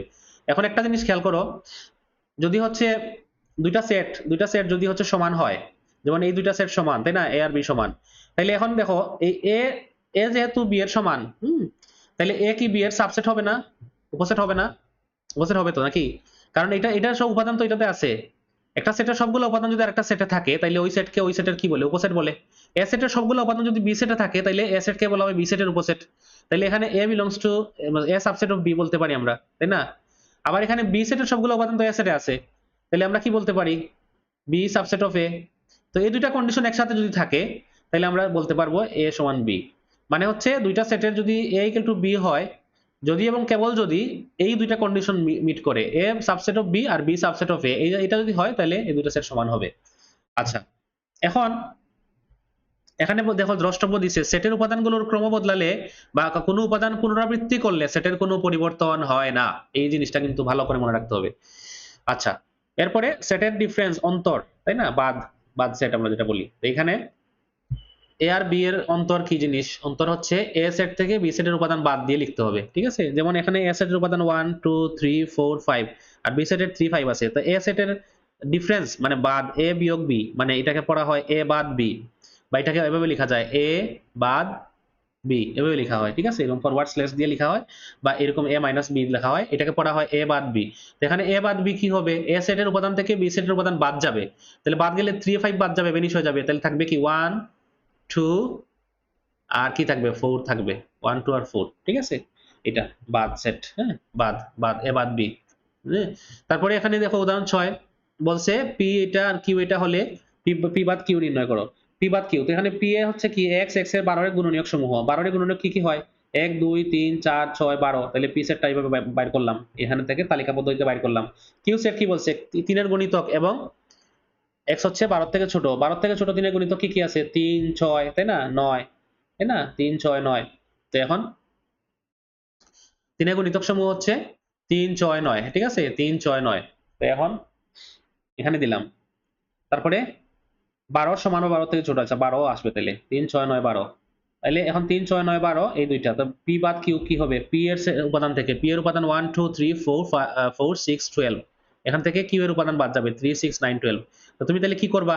এখানে এই যে 3 3 আছে, এখানে 3 বাদ যাবে, 6 6 আছে, এখানে 6 বাদ যাবে, 3 বাদ যাবে, 6 বাদ যাবে, 9 9 কি আছে এখানে? 9 নাই, 12 আছে, 12 আছে, 12 বাদ যাবে, থাকবে কি তাহলে 1 2 4 1 2 4। এখন এখানে বলতে পারো যে এখানে বাদ বাদ সেটে কি, তাইলে এখানে 3 6 12 বাদ গেছে, 9 তো বাদ যায় নাই, 9 কি চলে আসবে নাকি? না, এখান থেকে কোনো উপাদান চলে আসবে না বাদ সেটে। বাদ সেটে হচ্ছে এখানে যাই থাকুক, এগুলা যদি এখানে থেকে থাকে বাদ যাবে, ঠিক আছে? এটা খেয়াল রাখবা। আচ্ছা, এরপরে সার্বিক সেট। সার্বিক সেট কি? আলোচনায় যতগুলা সেট আছে সবাই যার সাবসেট, মানে সবগুলো উপাদান যে সেটের মধ্যে আছে সেটা হচ্ছে সার্বিক সেট। মানে সার্বিক সেটের মধ্যে সবগুলো উপাদান, যত উপাদান আছে, যতগুলা সেট আমরা নিয়ে কাজ করতেছি, যতগুলা সেট, সব সেটে যা যা উপাদান আছে, সব উপাদান যে সেটের মধ্যে থাকবে বা সব উপাদান নিয়ে একটা সেট বানাইলে ওটা হবে সার্বিক সেট, ঠিক আছে? আচ্ছা, এখন তারপরে কি ইউনিভার্সাল সেট, সার্বিক সেট আমরা বুঝলাম। সার্বিক সেট, সকল সেটই কি হবে? সার্বিক সেটকে ইউ দ্বারা প্রকাশ করা হবে, আর সব সেটই কি হবে? ইউ এর সাবসেট হবে, ইউ এর উপসেট হবে। আচ্ছা, এরপরে পূরক set, complement, complement of A set. Complement কি জিনিস? কমপ্লিমেন্ট হচ্ছে তোমার ওই সার্বিক সেট থেকে ওই সেটটা বাদ দিলে যেটা থাকে সেটা হচ্ছে তার ওই এ সেটের পূরক সেট। সার্বিক সেট থেকে যদি এ সেটটি বাদ দেওয়া হয়, হ্যাঁ, এ সেটের, যেমন ইউ সার্বিক সেট এবং এ সেটটি ইউ এর একটি উপসেট, এ সেটের বহির্ভূত সকল উপাদান নিয়ে গঠিত সেটকে এ সেটের পূরক সেট বলে, ঠিক আছে? তার মানে যদি মনে করো, আচ্ছা একটা এক্সাম্পল হিসেবে, এখানে এক্সাম্পল হিসেবে একটা যদি বলি আমরা, যেমন এই যে উদাহরণটা দেখো, এখানে সার্বিক সেট ইউ দেওয়া আছে 1 থেকে 7 পর্যন্ত, আর এ সেট হচ্ছে গিয়ে 2 4 6 7। তাহলে এর যে কমপ্লিমেন্ট, কমপ্লিমেন্ট অফ এ কি হবে? এর কমপ্লিমেন্ট এভাবে লেখা হয়। তো এটা হচ্ছে গিয়ে কি, এটা হচ্ছে ইউ সেট থেকে এ সেট বাদ দিলে যা থাকবে তাই, ঠিক আছে, মানে এ সেটের উপাদানগুলো বাদ দিয়ে বাকি যা আছে তাই হচ্ছে গিয়া এর কমপ্লিমেন্ট। ঠিক আছে, তাইলে এখানে কি কি বাদ যাবে? 2 4 6 7 বাদ যাবে, 2 4 6 7, তাইলে থাকবে কি কি? থাকবে হচ্ছে 1 3 হ্যাঁ 5, এই তিনটা থাকবে 1 3 5। তো 1 3 5 হচ্ছে গিয়ে এর পূরক সেট, এর পূরক সেট, এর উপাদানগুলো বাদ দিতে হবে। তো এখন দেখো তাইলে একটা জিনিস খেয়াল করো, এখানে যদি এ আর এর পূরক সেট, এ আর এর পূরক সেট যদি আমরা কি করি, যোগ করে দেই, যোগ মানে সেটের যোগের ক্ষেত্রে এটাকে বলা হয় সংযোগ, ইউনিয়ন। হ্যাঁ, এটা তাইলে কি পাবো আমরা? সার্বিক সেটটা পাই যাবো আবার, তাই না? এখানে তো এর যে উপাদানগুলো নাই এগুলো বাদ দিয়ে বাকি সব উপাদান আছে, আর এখানে এর উপাদান আছে শুধু, তো দুটো একসাথে করে দিলে কি পাবো? সার্বিক সেট আবার পাই যাবো, তাই না? আচ্ছা, এখন এখানে এই যে বি কমপ্লিমেন্ট বাইর করছে, তাই না? এ কমপ্লিমেন্ট বি কমপ্লিমেন্ট এখান থেকে দেখলে বুঝবা। এরপরে সংযোগ set, union of set. Union set মানে কি? দুইটা সেটের একসাথে করে দেওয়া, দুইটা সেটের সবগুলো উপাদান নিয়ে যদি একটা সেট গঠন করা হয় তাহলে সেটাকে বলা হয় সংযোগ সেট। ঠিক আছে, দুই বা ততোধিক সেটের সকল উপাদান নিয়ে গঠিত সেটকে সংযোগ সেট বলা হয়। ঠিক আছে, এটাকে বলা এভাবে লেখা হয়, এ এরকম ইউ এর মতো একটা চিহ্ন দেওয়া হয়, এটা এ ইউনিয়ন বি। ঠিক আছে, এভাবে লেখা হয় এ ইউনিয়ন বি। যেমন এখানে মনে করো এ ইউনিয়ন বি, এখানে এ ইউনিয়ন বি দিলে কি আসবে? যেমন এখানে এই যে এখানে যে ইয়ে পাইছিলাম, আচ্ছা এখানে এখানে লিখি আমরা, এখানে এটাতে দেখি সি আর ডি দেওয়া আছে, তাহলে সি আর ডি এর সংযোগ সেট কি হবে? সি হচ্ছে 3 4 5 আর ডি হচ্ছে 4 6 8, তাহলে সি ইউনিয়ন ডি কি হবে? তাহলে যা আছে সব নিয়ে নিবা, 3 4 6, 3 4 6, 5 আছে, 3 আছে, 4 আছে, 5 আছে, আবার এখানে 4, তারপরে 6 আছে, 6 আছে, 8 আছে, এখানে 4 আছে, 4 আছে, 4 দুই জায়গায় আছে, 4 কি দুইবার লেখা লাগবে? দুইবার লেখার দরকার নাই, দুইবার লিখলে এটা হচ্ছে মানে বাহুল্য হবে, দরকার নাই, এটা দুইবার লেখার কোনো দরকার নাই। 3 4 5 6 8, এটা হচ্ছে গিয়ে দুইটার সংযোগ সেট, তাই না? দুইটা সেট একসাথে করে ফেলতেছি আমরা, ঠিক আছে? আচ্ছা, এরপরে আছে কি? এরপরে আছে ছেদ সেট, নিচে যাও। এটা intersection, intersection of set. Intersection কি? দুইটা সেটের যে কমন উপাদানগুলো আছে, সাধারণ যে উপাদান আছে দুইটা সেটের, বা দুইটা বা না দুইটার একাধিক সেটও হইতে পারে, দুই সেট বা ততোধিক সেটের সাধারণ উপাদান নিয়ে গঠিত সেটকে ছেদ সেট বলে। সাধারণ উপাদান নিয়ে গঠিত সেট, যেমন এখানে তোমার এক্সাম্পলে যেটা ছিল একটু আগে যেটা পাইছিলাম, এটা দেখো, এখানে সংযোগ সেট, এখানে তুমি যে করছিলা, এইখানে এই দুইটার এই সি আর ডি এর মানে ইন্টারসেকশন কি হবে? C intersection D. তো এখানে সি ইন্টারসেকশন ডি কি ছিল? এখানে সি এর ছিল 3 4 5 আর ডি এর ছিল 4 6 8, তাহলে চারটা কমন না? এই চারটা কি দুই জায়গায় কমন না? তাহলে এই চারটা নিলে সেটা হবে শুধু সংযোগ সেট। ঠিক আছে, এই যে এখানে দেখো একটা বেঞ্চিত্রের মতো করে দুইটা দিয়ে দেখানো হয়েছে, যে সি সেট হচ্ছে গিয়ে কি 3 4 5, 3 4 5, আর ডি সেট হচ্ছে গিয়ে 4 6 8, এই চারটা কি দুই জায়গায় কমন না? এই দুই জায়গায় কমন না? তো এই কমনটা নিলে সেটা হচ্ছে ইন্টারসেকশন, আর এই পুরোটা নিলে সেটা হচ্ছে ইউনিয়ন। ঠিক আছে, আচ্ছা এরপরে এইটা দেখো উদাহরণ 9, এখানে পি হচ্ছে এটা, কিউ হচ্ছে এটা, পি ইন্টারসেকশন কিউ নির্ণয় করো। পি হচ্ছে গিয়ে কি? পি হচ্ছে স্বাভাবিক সংখ্যা 2 থেকে বড়, 6 থেকে ছোট বা সমান, তাহলে 2 থেকে বড় হলে 2 হবে না, 3 4 5 6 হবে, তাই না? এটা। আর কিউ হচ্ছে গিয়ে এক্স যেন বিলংস টু এন, যেন এক্স জোড় সংখ্যা এবং এক্স হচ্ছে 8 এর ছোট বা 8 এর সমান। তাহলে জোড় সংখ্যা কি কি আছে স্বাভাবিক সংখ্যার মধ্যে? 2 4 6 8, তাই না? 8 এর যেহেতু ছোট বলছে বা সমান বলছে, তাহলে 2 4 6 8 হবে। তো এই দুইটার ইন্টারসেকশন কি হবে? ইন্টারসেকশন তুমি এই যে কমন নিবা, পি আর কিউ এর মধ্যে কমন কি কি আছে? এখানে 4 কমন আছে, তাই না? তারপরে এখানে 6 আছে, 6 কমন আছে, তাহলে 4 আর 6 হবে সেট, তাই না? 4 আর 6, 4 আর 6। ওকে, এই যে এখানে দেখো একটা বেন চিত্রের মতো, বেন ডায়াগ্রামের মতো দেখানো হয়েছে। এরপরে এরপরে নিশ্ছেদ সেট, ডিসজয়েন্ট সেট, মানে হচ্ছে যে দুইটা সেটের মধ্যে যদি কোনো সাধারণ উপাদান না থাকে, সাধারণ উপাদান না থাকলে এই দুইটা পরস্পর কি নিশ্ছেদ সেট, পরস্পর নিশ্ছেদ সেট। ঠিক আছে, যেমন এখানে দুইটা সেট দেওয়া আছে এ আর বি, দেখো এ হচ্ছে 1 2 3 আর বি হচ্ছে 4 5। ঠিক আছে, তো এই দুইটা সেটের মধ্যে কি ইন্টারসেকশন করলে কি পাবা? তুমি ইন্টারসেকশন করলে কি পাবা? ইন্টারসেকশন করলে কোনো কমন উপাদান পাবা? নাই, কমন উপাদান নাই, তার মানে এটার ইন্টারসেকশন একটা ফাঁকা সেট আসবে, তাই না? তো এটা ফাঁকা সেট যদি আসে তাহলে এই দুইটাকে বলা হবে পরস্পর নিশ্ছেদ সেট। এটা হচ্ছে এরকম আর কি, নিশ্ছেদ, এরকম বেন চিত্র আঁকলে দুইটা কি ক্রস করবে না, কোনো জায়গায় মিলবে না গিয়ে, ঠিক আছে, উপাদানগুলো মিলবে না, এরকম হবে। আচ্ছা, এখন কাজ দেওয়া আছে, এই কাজটা করে ফেলো। ইউ দেওয়া আছে, ই দেওয়া আছে, এফ দেওয়া আছে, এখানে এখানে বলছে ই কমপ্লিমেন্ট। আচ্ছা, আমরা সংক্ষেপে লিখি, এটা ই কমপ্লিমেন্ট সংক্ষেপে লিখবো আর কি, তোমরা তো এগুলো পারো, সংক্ষেপে লিখবো, বেশি করে মানে ডিটেলে লেখার এখানে জায়গা হবে না, আর আমরা একটু দ্রুত করতে যাচ্ছি। ই কমপ্লিমেন্ট কি হবে দেখো তো, ই কমপ্লিমেন্ট মানে কি? আচ্ছা, এটা একটু আমরা ই কমপ্লিমেন্ট, যেহেতু এখানে আমরা এটার ফর্মুলাটা লিস্ট একবার লিখে দেই। ফর্মুলা মানে হচ্ছে ইউ সেট থেকে বাদ ই, তাই না? ই কমপ্লিমেন্ট মানে হচ্ছে ইউ বাদ ই। আচ্ছা, এখন ইউ থেকে ই বাদ দিলে কি হবে বলো? এখানে ই বাদ দিব, ই 159 বাদ যাবে, 159 বাদ যাবে, বাদ গিয়ে যা থাকবে তা লিখবা। তাহলে 3 থাকবে, তারপরে 9 তো বাদ গেছে, 5ও গেছে, তাহলে 7 থাকবে, 11 থাকবে। 1 5 9 বাদ গেছে, 3 7 11 থাকবে। তাহলে ই কমপ্লিমেন্ট হচ্ছে এটা। তারপরে এফ কমপ্লিমেন্ট, এফ কমপ্লিমেন্ট কি হবে? কমপ্লিমেন্ট অফ দা এফ হবে, কমপ্লিমেন্ট অফ এফ হবে, এই ই থেকে এফ বাদ যাবে, এফ কি 3 7 11, তাহলে তুমি 3 7 11, তাহলে 1 থাকবে, 3 বাদ যাবে, 7 বাদ যাবে, 5 থাকবে, 7 বাদ যাবে, আর 9 থাকবে, আর 11 বাদ যাবে, তাহলে 159। ঠিক আছে, 3 7 11 159। এখানে 3 7 11, 3 7 11, তিনটা বাদ গেছে, 159, এই তিনটা থাকছে। এখন বলছে এই দুইটা সেটের কমপ্লিমেন্ট সেটগুলার ই ই কমপ্লিমেন্ট আর এফ কমপ্লিমেন্টের কি করতে হবে? ইউনিয়ন সেট বের করতে হবে। ইউনিয়ন সেট বের করো। ইউনিয়ন মানে কি? সবগুলো একসাথে করে দিবা, হ্যাঁ, যোগ করে দিবা এই সবগুলা। তাহলে 1 আছে, 3 আছে, হ্যাঁ, 5 আছে, 7 আছে, 9 আছে, 11 আছে, মানে পুরাটাই চলে আসছে আর কি। আর ই কমপ্লিমেন্ট আর এফ কমপ্লিমেন্টের ইন্টারসেকশন কি হবে?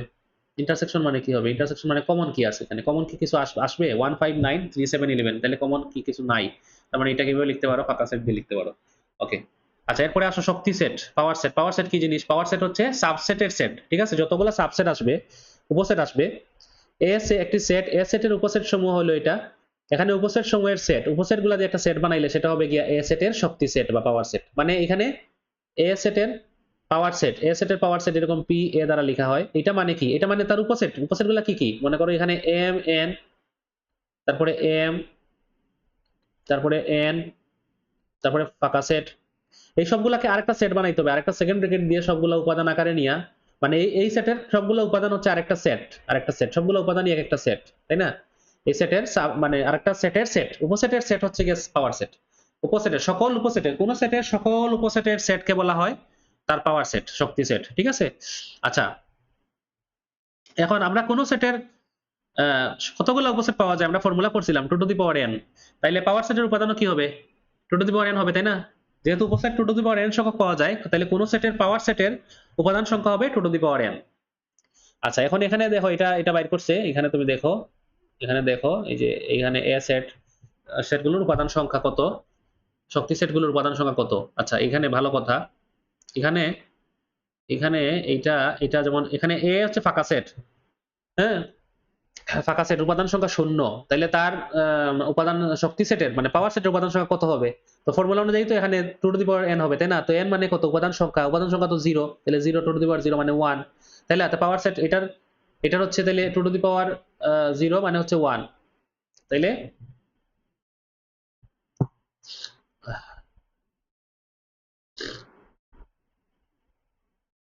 উপাদান সংখ্যা হচ্ছে 1। তাইলে এখানে হচ্ছে এটার ফাঁকা সেটের পাওয়ার সেট কি হবে? ফাঁকা সেটের পাওয়ার সেট হচ্ছে ওইটাই আর কি। ফাঁকা সেটের পাওয়ার সেট মানে ওই শুধু ফাঁকা সেটটাই, যেহেতু সাবসেট ফাঁকা সেট, তো ফাঁকা সেটকে আরেকটা সেটের ভিতরে ঢুকাইতে হবে, তাই না? তো এটা হচ্ছে পাওয়ার সেট। ফাঁকা সেটের পাওয়ার সেট হচ্ছে এটা একটা উপাদান।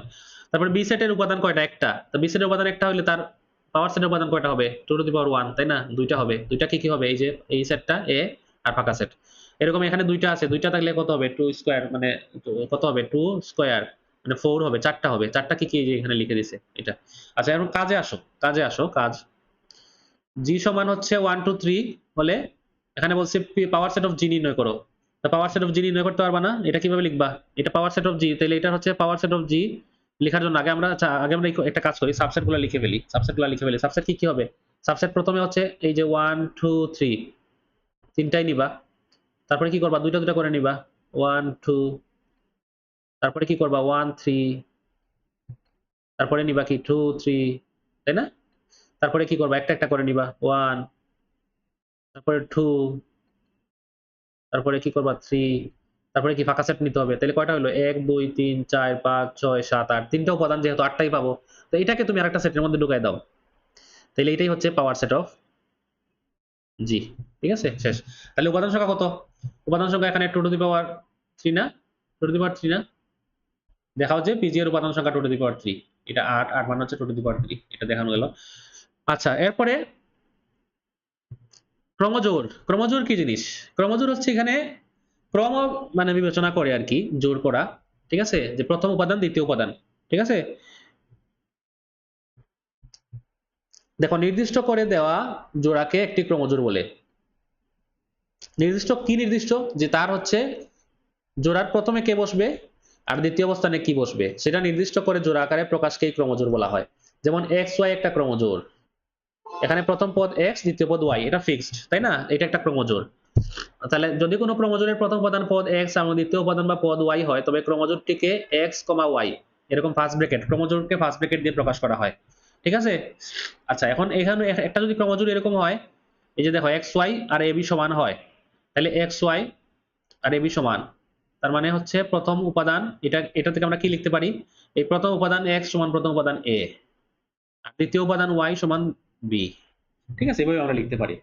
আচ্ছা এখন এখানে উদাহরণ 11 দেখো, এই ক্রমজোড়ের বৈশিষ্ট্য থেকে এখানে একটা ম্যাথ, এটা হচ্ছে 2x প্লাস ওয়াই সমান 6, এটা প্লাস ওয়াই 3 ক্রমজোড়, এটা একটা ক্রমজোড়। তো ক্রমজোড়ের প্রথম উপাদান সমান প্রথম উপাদান, তার মানে 2x প্লাস 3 সমান হচ্ছে 6, 2x প্লাস 3 সমান 6, আর দ্বিতীয় উপাদান 3 সমান হচ্ছে x মাইনাস ওয়াই, তার মানে 3 সমান হচ্ছে x মাইনাস ওয়াই। তো এখান দুই জায়গা থেকে x y বের করছে আর কি, মানে x আর y এর মান বের করছে 3 0। তাহলে x y কি লেখা যাবে, যে x y একটা ক্রমজোড় যদি হয় তাহলে x এর মান হচ্ছে 3, y এর মান 0, সহজ জিনিস। আচ্ছা এখন ক্রমজোড়ের জিনিসটা হলো কি, খালি বুঝে রাখবা, এটা হচ্ছে ফার্স্ট ব্র্যাকেট দিয়ে লিখতে হয়। ক্রমজোড় হচ্ছে xy মানে হচ্ছে এটা ক্রমজোড়, মানে ক্রম বিবেচনা করে একটা জোড়, এই জোড়ের মধ্যে x হচ্ছে প্রথম উপাদান, y হচ্ছে দ্বিতীয় উপাদান, এটা হচ্ছে ক্রমটা ঠিক থাকবে, আর কমা দিয়ে লিখতে হবে, ফার্স্ট ব্র্যাকেট দিয়ে লিখতে হবে। ওকে, কার্তেশীয় গুণজ, কার্তেশিয়ান প্রোডাক্ট, এইটা হচ্ছে এরকম করে দুইটা সেট থেকে যদি আমরা প্রথম আর দ্বিতীয়, একটা সেট থেকে প্রথম উপাদান নিব আর একটা সেট থেকে দ্বিতীয় উপাদান নিব, এরকম নিয়ে যতগুলা নেওয়া যায়, যতগুলো ভাবে নেওয়া যাবে সেটাই হচ্ছে তার এই যে কার্তেশীয় গুণজ হবে। যেমন এখানে একটা এক্সাম্পল বলছে আর কি, এখানে বাস্তবে একটা এক্সাম্পল বলছে, যেমন করিম সাহেব তার বাড়ির একটি ঘরের ভিতরে দেয়ালে সাদা বা নীল রং করবে, উনি সাদা বা নীল রং করবে বলছে ভিতরে, তো সাদা সাদা নীল, ঠিক আছে। তো এখন আর বাইরের দেয়ালে হচ্ছে তিনটা রং করবে, লাল হলুদ বা সবুজ রঙের দিবে। তো এখন এখন কি কি কম্বিনেশন সম্ভব, এই দুইটা বের করতে হলে কি কি করতে হবে, যেমন এখানে সাদা সাদা রং নিবে, সাদা রং নিয়ে কি করতে পারে, সাদা নিতে পারে, সাদার সাথে কি করতে পারে, লাল নিতে পারে, সাদার সাথে হলুদ নিতে পারে, সাদার সাথে সবুজ নিতে পারে, আবার নীল নিতে পারে সাদা না নিয়ে, তাই না, ভিতরের দিকে দেয়ালে নীল নিতে পারে, তো নীল নিয়ে বাইরের দেয়ালে কি নিতে পারে, বাইরের দেয়ালে লাল নিতে পারে, হলুদ নিতে পারে, সবুজ নিতে পারে। তো এরকম ছয়টা সম্ভব না, ছয়টা উপায় নিতে পারে। তো এইগুলা ক্রমজোড় আকারে আমরা লিখতে পারি এইভাবে।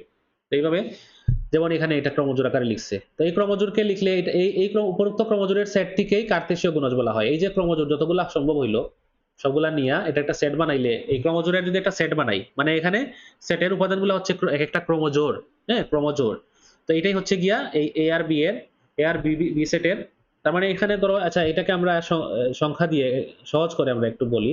যেমন ধরো তুমি এ নিলা হচ্ছে 1 2, আর বি নিলা হচ্ছে 3 4। তাহলে এখানে এ থেকে তুমি এখানে বলে দিল যে এ থেকে তুমি হচ্ছে এ সেট থেকে যে কোনো উপাদান প্রথম প্রথম ক্রমজোড়ের প্রথম উপাদান হিসেবে নিবা, তার মানে 1 1 নিবা, আর বি সেট থেকে দ্বিতীয় উপাদান নিবা, যেমন মনে করো 3 নিবা, এরকম করে ক্রমজোড় নিতে পারবা। অথবা 1 এর সাথে তুমি হচ্ছে 3 না নিয়ে 4 নিতে পারবা, আবার এখানে 2 নিতে পারবা, 2 নিয়ে 2 এর সাথে এখানে 3 নিতে পারবা, মানে সেকেন্ড উপাদানটা এই বি সেট থেকে নিবা। আর তারপরে তুমি এখানে এদিকে লিখি 2 4 নিবা। তো এই যে চারটা নিতে পারলা, চারটা কম্বিনেশন নিতে পারলা, এটা হচ্ছে গিয়া এ আর বি এর, এখন এ আর বি এর কার্তেশীয় গুণজ। এটা হচ্ছে গিয়ে এই যে এইটাই হচ্ছে গিয়ে, এটা যদি একটা সেট আকারে প্রকাশ করো, এটাকে যদি একটা সেট আকারে প্রকাশ করো, এই সেটকে বলা হবে এ আর বি এর কার্তেশীয় গুণজ। ঠিক আছে। আচ্ছা এই যে ক্রমজোড়ের সেটটিকেই বলা হয় কার্তেশীয় গুণজ সেট। তো সেট গঠন পদ্ধতিতে এটাকে সংজ্ঞা আকারে লিখলে কি লেখা যায়, সংজ্ঞা আকারে লিখলে বা সেট গঠন পদ্ধতি লিখলে লেখা যায় এ ক্রস বি বা এ কার্তেশীয় গুণজ বি, মানে হইলো এটা একটা সেট যেটার উপাদান হচ্ছে এরকম লেখা হয় এক্স ওয়াই, একটা ক্রমজোড় যেন এক্স আসবে এ থেকে, এক্স বিলংস টু এ, এবং y belongs to B, y belongs to B, y belongs to B, এটাকে বলা হয় অ্যাক্রস বি। অ্যাক্রস বি মানে কি, অ্যাক্রস বি মানে হচ্ছে এ আর বি এর কার্তেশীয় গুণজ, যেখানে এক্স ওয়াই ক্রমজোড়, এই গুণজটা হচ্ছে কি একটা সেট, কিসের সেট, ক্রমজোড়ের সেট। সেই ক্রমজোড় কি এক্স ওয়াই, এক্স ওয়াই কি, এক্স হচ্ছে এ থেকে আসবে, ওয়াই হচ্ছে বি থেকে আসবে, মানে x belongs to A, y belongs to B, এরকম যতগুলো কম্বিনেশন সম্ভব সব কম্বিনেশন আসবে এটার মধ্যে, এই কার্তেশীয় গুণজের মধ্যে সবগুলো আসবে। ঠিক আছে। আচ্ছা এখন এগুলো আমরা পারি, এগুলো আমরা করছি, যেমন এখানে এই যে উদাহরণ দেওয়া আছে দেখো, এটা একটু দেখো, পি কিউ আর এই সেটের বলছে পি কিউ, পি হচ্ছে 1 2 3, কিউ হচ্ছে গিয়ে 3 4, তাহলে পি আর হচ্ছে গিয়ে P intersection Q, intersection Q set হচ্ছে আর, তাহলে আর বের করে নাও প্রথমে। পি ইন্টারসেকশন কিউ, ইন্টারসেকশন কি কি আছে এখানে? 3 কমন আছে দুই জায়গায়, তাহলে 3 আসবে, শুধু 3 আসবে, তাই না? এখন বলছে পি ক্রস পি গুণন আর, হ্যাঁ, পি ক্রস আর, তো পি ক্রস আর তুমি হচ্ছে বের করবা। তো পি ক্রস আর মানে কি? পি কি জিনিস? পি হচ্ছে 1 2 3, আর আর হচ্ছে গিয়ে কি কি আর হচ্ছে গিয়া 3 4, তাই না? আর হচ্ছে 3 4, তাহলে এখানে পি ক্রস আর, তার মানে এই যে দুইটার গুণজ নিবা। তো গুণজ নেওয়ার উপায় কি? উপায় হচ্ছে একটা একটা করে সব জোড়া নিতে হবে, মানে এখান থেকে প্রথম উপাদান নিতে হবে 1, জোড়া জোড়া করবা। এখানে 1 এর সাথে 3 নিবা, 1 এর সাথে 4 নিবা, তারপরে 2 নিবা, 2 এর সাথে 3 নিবা, 2 এর সাথে 4 নিবা। এখন তুমি কি ওই যে এখানে 4 আছে, 4 কি প্রথম উপাদান হিসেবে নিতে পারবা? এটা পারবা না। প্রথম উপাদান অলওয়েজ এখান থেকে আসবে, দ্বিতীয় উপাদান এখান থেকে আসবে ক্রোমোজোম গুলার, ঠিক আছে? তারপরে তুমি 3 নাও, 3 নিয়া 3 এর সাথে কত 3 নাও, এখানে এখান থেকে 3 নাও, এখান থেকে 3 নাও, এখান থেকে 3 নাও, এখান থেকে 4 নাও, 3 নাও 4 নাও। এই এই হচ্ছে কি ক্রোমোজোম, তাই না? এই হচ্ছে 1 3 2 3। আচ্ছা 1, এখানে আমি কি করলাম? আমি হচ্ছে আর আর সমান 3 4 লিখে ফেলছি নাকি? ও আচ্ছা, এখানে আর আমি আসলে পি আর ক্রস আর বের করি নাই। আমি কি করছি? আমি আসলে বাস্তবে কি করছি? আমি এটা ঠিক করে দেই। এটা আমি বাস্তবে কি করছি? বাস্তবে আমি করছি যেটা, সেটা হলো পি গুণন কি বের করে ফেলছি? কিউ বের করে ফেলছি, তাই না? বলো, এটা পি গুণন কিউ বের করে ফেলছি। এটা পি আর কিউ গুণ করে আমি এটা বের করছি। এটা হচ্ছে পি গুণন কিউ, পি ক্রস কিউ। এখানে এখন পি ক্রস আর বের করলে কি হবে? আর হচ্ছে তো শুধু 3, তো দেখো এখানে কি করছে? 1 3 2 3 3 3। আর ক্রস কিউ কি করছে? এখানে 3, আর হচ্ছে আগে আসবে, তাহলে 3 আসবে আগে, ঠিক আছে? 3 চলে আসবে আগে, তাহলে 3 সাথে 3, 3 সাথে 4, এই যে 3 সাথে এটা হচ্ছে গিয়ে ওকে। এরপরে এইখানে দেখো কাজ দেওয়া আছে, এখান থেকে xy বের করা যাবে না, এখান থেকে xy বের করা যাবে না। এটা একটু কিভাবে করবা? এখানে এখান থেকে ক্রোমোজোমের যেহেতু দুইটা সমান, তাহলে তার মানে এই প্রথম উপাদান সমান প্রথম উপাদান। এখানে তুমি লিখবা কি? x/2 প্লাস y/3 সমান 1 লিখবা, ঠিক আছে? আর এখান থেকে লিখবা যে এটা এটা সমান এটা, এটা সমান এটা, সেকেন্ড উপাদান সমান সেকেন্ড উপাদান। x/3 প্লাস y/2 সমান 1 লিখবা। এই দুইটা হচ্ছে সমাধান করে ফেলবা, ঠিক আছে? সমাধান পারো না, এই দুইটা সমাধান করে আমরা xy এর মান বের করবা, ঠিক আছে? আমি আর এটা ডিটেইলে যাচ্ছি না। এরপরে এখানে পি কিউ এটা আর এটা হলে এটা এটা বের করো, নির্ণয় করো। এটা করতে পারবা না? এটা এটা আমরা কি করে দেখাবো? এটা এখানে দেখো পি কিউ, এটা সংক্ষেপে আমরা করি, সংক্ষেপে আমরা লিখি এটা। এখানে পি ইউনিয়ন কিউ বলছে, পি ইউনিয়ন কিউ কি হবে? সংক্ষেপে যদি লিখি, পি আর হচ্ছে 1 2 3 আর কিউ হচ্ছে 3 4, তাহলে 1 2 3 4, তাই ইউনিয়ন মানে কি? দুইটা একসাথে করে দিবা, সব উপাদান নিয়ে নিবা।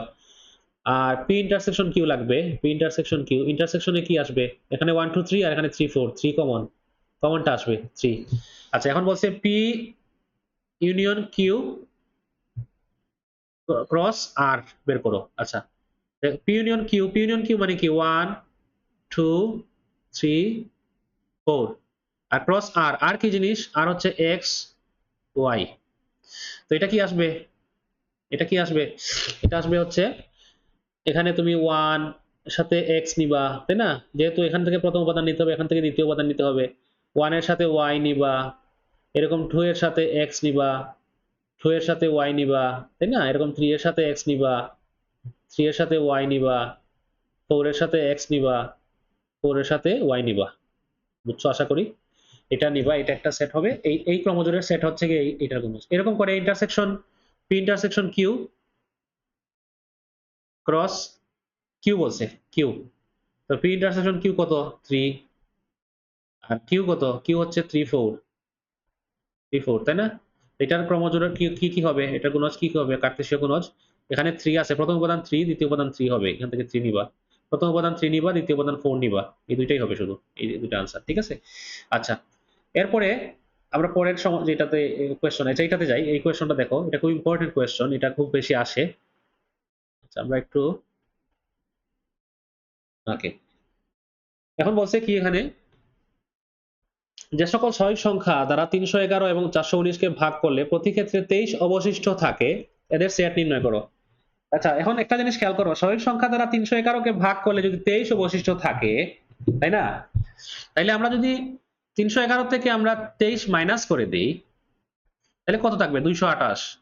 আচ্ছা যে স্বাভাবিক সংখ্যা দ্বারা আমরা 311 কে ভাগ করলে 23 থাকতেছে অবশিষ্ট, এই 23টা যদি মাইনাস করে দেই, বেনিশ করে দেই, তাহলে ওই 23 কি আর অবশিষ্ট থাকবে না? তার মানে কি, তখন 288 কে কি করা যাবে, ওই সংখ্যাগুলা দিয়ে 288 কে নিঃশেষে বিভাজ্য করা যাবে, নিঃশেষে ভাগ করা যাবে, ঠিক আছে। মানে যে স্বাভাবিক সংখ্যা দ্বারা 311 এবং 419 কে ভাগ করলে প্রতি ক্ষেত্রে 23 অবশিষ্ট থাকে, সে সংখ্যা হবে 23 অপেক্ষা বড়। 23 অপেক্ষা বড় হবে না, মানে ভাগশেষ যেটা থাকে লাস্টে, ওটা তো যা যে দিয়ে ভাগ করতেছো তার থেকে ছোট হইলে না ওটা কি ভাগশেষ থাকবে? এখন মনে করো স্বাভাবিক সংখ্যা যদি 23 অপেক্ষা বড় না হয়ে ছোট হইতো, তাহলে তো আবার 23 কে ভাগ দেওয়া যাইতো, তাই না? তাহলে 23 অপেক্ষা বড় হবে। আর এখানে 311 কে ভাগ করলে যেহেতু 23 অবশিষ্ট থাকে, তাইলে 311 থেকে 23 বাদ দিলে যা হবে 288। 288 কে ভাগ করলে কি করবে, কোনো অবশিষ্ট থাকবে না।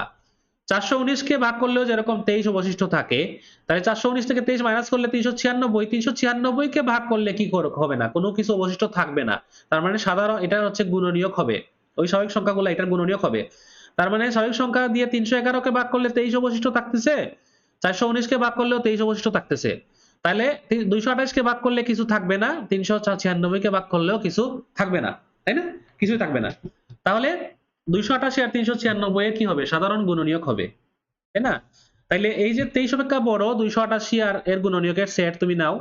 তাহলে 23 অপেক্ষা বড় 288 এর গুণনীয়কের সেট বের করার জন্য 288 এর সবগুলা গুণনীয়ক বের করো। এই যে গুণনীয়ক বের করছে এইভাবে গুণ করে ভেঙে ভেঙে প্রকাশ করে। তো গুণনীয়কের সেট নিয়ে এখানে আবার 23 অপেক্ষা বড়গুলা নিবা, এই যে 24 থেকে শুরু, এই যে এইগুলা। আর এরকম 23 অপেক্ষা বড় 396 এর গুণনীয়কের সেট নাও, 396 এর গুণনীয়কের সেট নাও, সেটা আবার এরকম করে গুণনীয়কগুলা বাইর করো, বাইর করে কি করো, এটা গুণনীয়কটা প্রকাশ করো, 23 অপেক্ষা বড়গুলা প্রকাশ করো বি আকারে। এখন যেগুলা দ্বারা এইটারও গুণনীয়ক আবার এইটারও গুণনীয়ক, তার মানে তাদের ইন্টারসেকশন, তাই না? ইন্টারসেকশন, তো ইন্টারসেকশন নিয়ে নাও, ইন্টারসেকশন নিলে যা পাবা, কত পাবা, 36।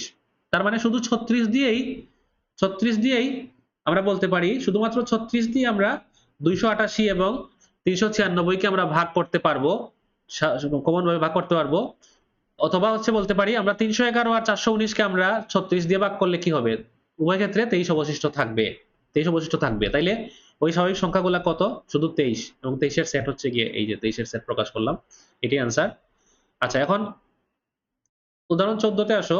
এখানে কি বলছে, 100 জন শিক্ষার্থীর মধ্যে কোনো পরীক্ষায় 88 জন বাংলায়, 80 জন গণিতে এবং 70 জন অবশ্যই পাশ করেছে। বেন চিত্রের সাহায্যে তথ্যগুলো প্রকাশ করো। কতজন শিক্ষার্থী উভয় বিষয়ে ফেল করেছে তা নির্ণয় করো। এখানে দেখো কিভাবে লিখছে এটা। তো এখানে আমরা সকল শিক্ষার্থীর সেট আমরা এই আয়তাকার ক্ষেত্র দিয়ে নিব। বেন চিত্রে এই আয়তাকার ক্ষেত্র হচ্ছে ইউ, ইউ হচ্ছে গিয়ে সকল শিক্ষার্থীর সেট, সার্বিক সেট আর কি, ঠিক আছে। 100 জন শিক্ষার্থীর সেট হচ্ছে ইউ। আর বাংলায় গণিতে পাস করছে, বাংলায় পাস করছে, গণিতে পাস করছে, বাংলায় পাস করছে যারা, তাদের সেট নিচে এখানে বি দিয়ে প্রকাশ করছে। আর গণিতে যারা পাস করছে তাদের সেট কে এম দ্বারা প্রকাশ করছে। এম কোনটা, বি হচ্ছে কি এই গোল্লাটা, এই বৃত্তটা, হ্যাঁ। আর এম সেট কোনটা, এই পুরো বৃত্তটা, ঠিক আছে। তো এখন এই তিনটা অংশে ভাগ হয়ে গেল না, এইদিকে একটা অংশ, এতটুকু একটা অংশ, এখানে মাঝখানে একটা ইন্টারসেকশন একটা অংশ, আর এখানে এইদিকে একটা অংশ, ঠিক আছে। এখন দেখো এখানে এই যে কিউ ইন্টারসেকশনে যারা আছে তারা কি, আসলে তারা বাংলাতেও পাস করছে, গণিতেও পাস করছে, তাই না? ঠিক আছে না? আচ্ছা, আর এখানে পি মানে কি, পি মানে হচ্ছে এই যে এতটুকু, মানে যারা শুধু বাংলায় পাস করছে, আর আর মানে হচ্ছে যারা শুধু গণিতে পাস করছে, এতটুকু শুধু গণিতে পাস করছে। এখন এখানে উভয় বিষয়ে পাস করছে যারা, তারা হচ্ছে যে কিউ। তো কিউ এর এখানে কত আছে, তাইলে কত, উভয় বিষয়ে পাস করছে 70 জন, তাইলে কিউ এর এখানে 70 আছে, এখানে 70 উপাদান হচ্ছে 70টা উপাদান, ঠিক আছে। আচ্ছা, তারপরে পি হচ্ছে গিয়ে এই যে পি অংশ, এই পি অংশ হচ্ছে গিয়ে একটা সেট যদি বলি, তাহলে এই সেটটা হচ্ছে যারা শুধু বাংলায় পাস করছে, শুধু বাংলায় পাস করছে কত, তাইলে বাংলায় পাস করছে টোটাল 80, এই যে দেখো এই টোটালটা হচ্ছে 80, আর এখানে কমন কত আছে, এখানে কমন আছে হচ্ছে 70, ঠিক আছে। বাংলায় পাস করছে কত, 80 না, 80 না, 88 জন, 88 জন বাংলায় পাস করছে। আচ্ছা, এখানে একটা জিনিস খেয়াল করো, এই যে পি দিছে, এখানে আমি এখানে আবার লিখি এটা, এই যে এটা দিছি, হ্যাঁ। আচ্ছা, এটা একটু ইন্টারসেকশন অংশটা একটু দেখাই। এখানে দেখো এই এখানে আছে কতজন, এখানে আছে কতজন, 70 জন, 70 জন উভয় বিষয়ে পাস করছে। আর বাংলায় পাস করছে 88 জন, তাইলে 70 জন এখানে থাকলে এখানে কতজন আছে, এখানে 18 জন আছে, 88 হইতে হলে 18 জন আছে। আর এখানে কতজন আছে, শুধু গণিতে পাস করছে, গণিতে পাস করছে টোটাল 80 জন।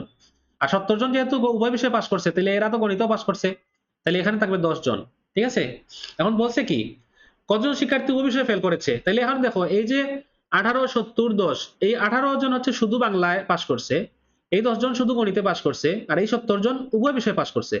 তার মানে এখানে যদি আমরা তিনটা যোগ করে নেই, 70 যোগ 18 যোগ 10, ঠিক আছে, এই হচ্ছে 70 যোগ 80, 80, 90, 98।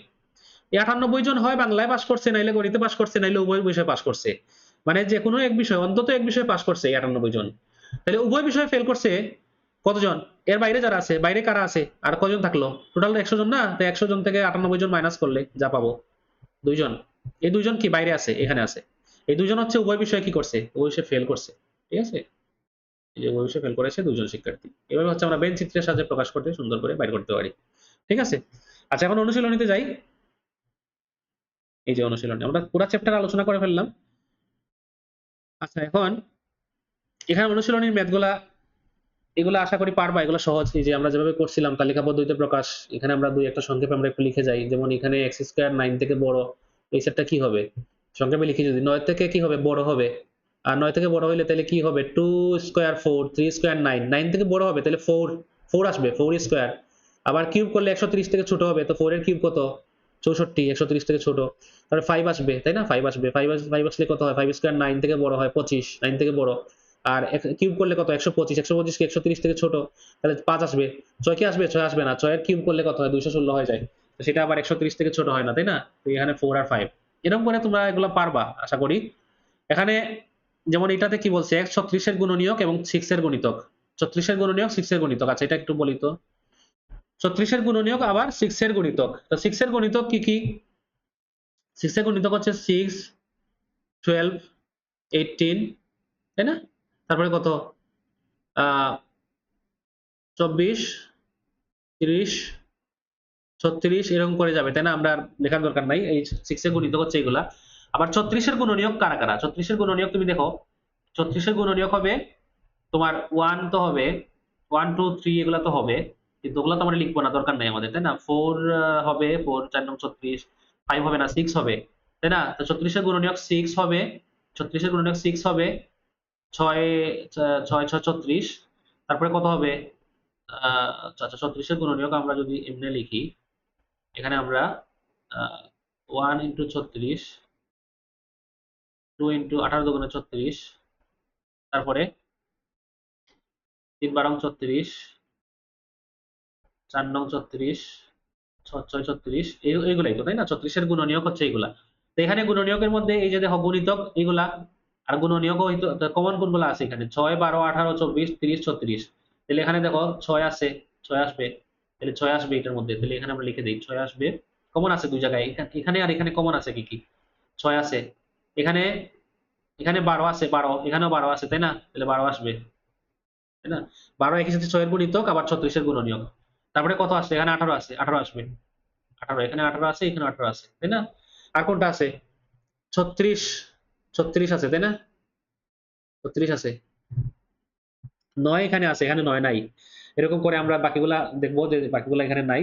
36 আছে, কারণ 36 হচ্ছে গিয়ে কি হয়? 6 এর গুণনীয়কও হয়, 6 এর গুণিতকও হয়, তাই না? 6 এর গুণিতক হয়, সরি 36 এর গুণনীয়ক হয় 36, আবার 6 এর গুণিতক হয় 36, তাহলে 6 12 18 36, এটা হলো। তো এরকম করে এটাও পারবা আশা করি। ঠিক আছে, এগুলো আর লিখতেছি না। এখানে আমরা গঠন পদ্ধতিতে প্রকাশ করবো, এগুলো পারবা আশা করতেছি। এখানে দেখো একটা একটা কমপ্লিকেটেড আসতে পারে, এই যে এইটা। আচ্ছা, এখানে কি এটা এটা এটা একটু লিখে দিই আমি, এখানে লিখে দিই। এটা হচ্ছে x হচ্ছে কি স্বাভাবিক সংখ্যা, আমরা এটাকে x belongs to n দিলে পারি। সাজ দ্যাট এখানে কি আছে? 4 8 12 16, 4 এর কি গুণিতক? 4 দুগুণে 8, 3 4 12, 4 4 16, 4 5 20, তাহলে 4 এর গুণিতক না? তাহলে 4 এর গুণিতক, তাহলে x হচ্ছে কি? x হচ্ছে 4 এর গুণিতক, গুণিতক। এবং এখানে আরেকটা শর্ত দিতে হবে না, তাহলে 4 এর গুণিতক তো অনেক হইতে পারে, অসংখ্য হবে, কিন্তু 40 এ গিয়ে থেমে গেছে, 4 10 40। তাহলে কি হবে? x হচ্ছে গিয়া 40 এর সমান বা 40 এর ছোট, এরকম দিয়ে দিলেই এটা হয়ে যাবে। ঠিক আছে?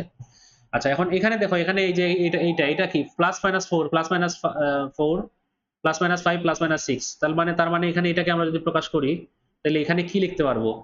এখানে লিখতে পারবো x belongs to x, যেন x হচ্ছে কি? x হচ্ছে এটা পূর্ণ সংখ্যা দিতে পারো, পূর্ণ সংখ্যা দিতে পারো, বা x পূর্ণ সংখ্যা, যেন কি লিখবো? x হচ্ছে x হচ্ছে পূর্ণ সংখ্যা। এখানে পূর্ণ সংখ্যা দিলে এখানে এখানে কি হবে? এখানে -4, -5, -6, আর +4, +5, +6। তার মানে এটা একটা x এর মান একটা রেঞ্জের মধ্যে আছে, তাই না? তো এই রেঞ্জটা কিভাবে আমরা প্রকাশ করতে পারবো? এখানে x এর যদি এখানে মডুলাস করে দেই, দেখো এখানে মডুলাস করে দিলে পজিটিভ -4টা পজিটিভ হয়ে যাবে, +4, -5টা +5 হয়ে যাবে। তো মডুলাস অফ এক্স করলে কি হবে? মডুলাস অফ এক্স করলে এখানে শুধুমাত্র 4, 5, 6 থাকবে, তাই না? 4, 5, 6 থাকবে, মাইনাসগুলো প্লাস হয়ে যাবে। তো 4, 5, 6 কে প্রকাশ করার উপায় কি? 4 থেকে বড় আর সমান অথবা 6 থেকে ছোট বা সমান। তাহলে এটাকে লেখা যায় x মডুলাস, সরি এটা এখানে আমরা এটাকে এভাবে লিখবো, এখানে হচ্ছে x belongs to z, যেন এখানে 4 থেকে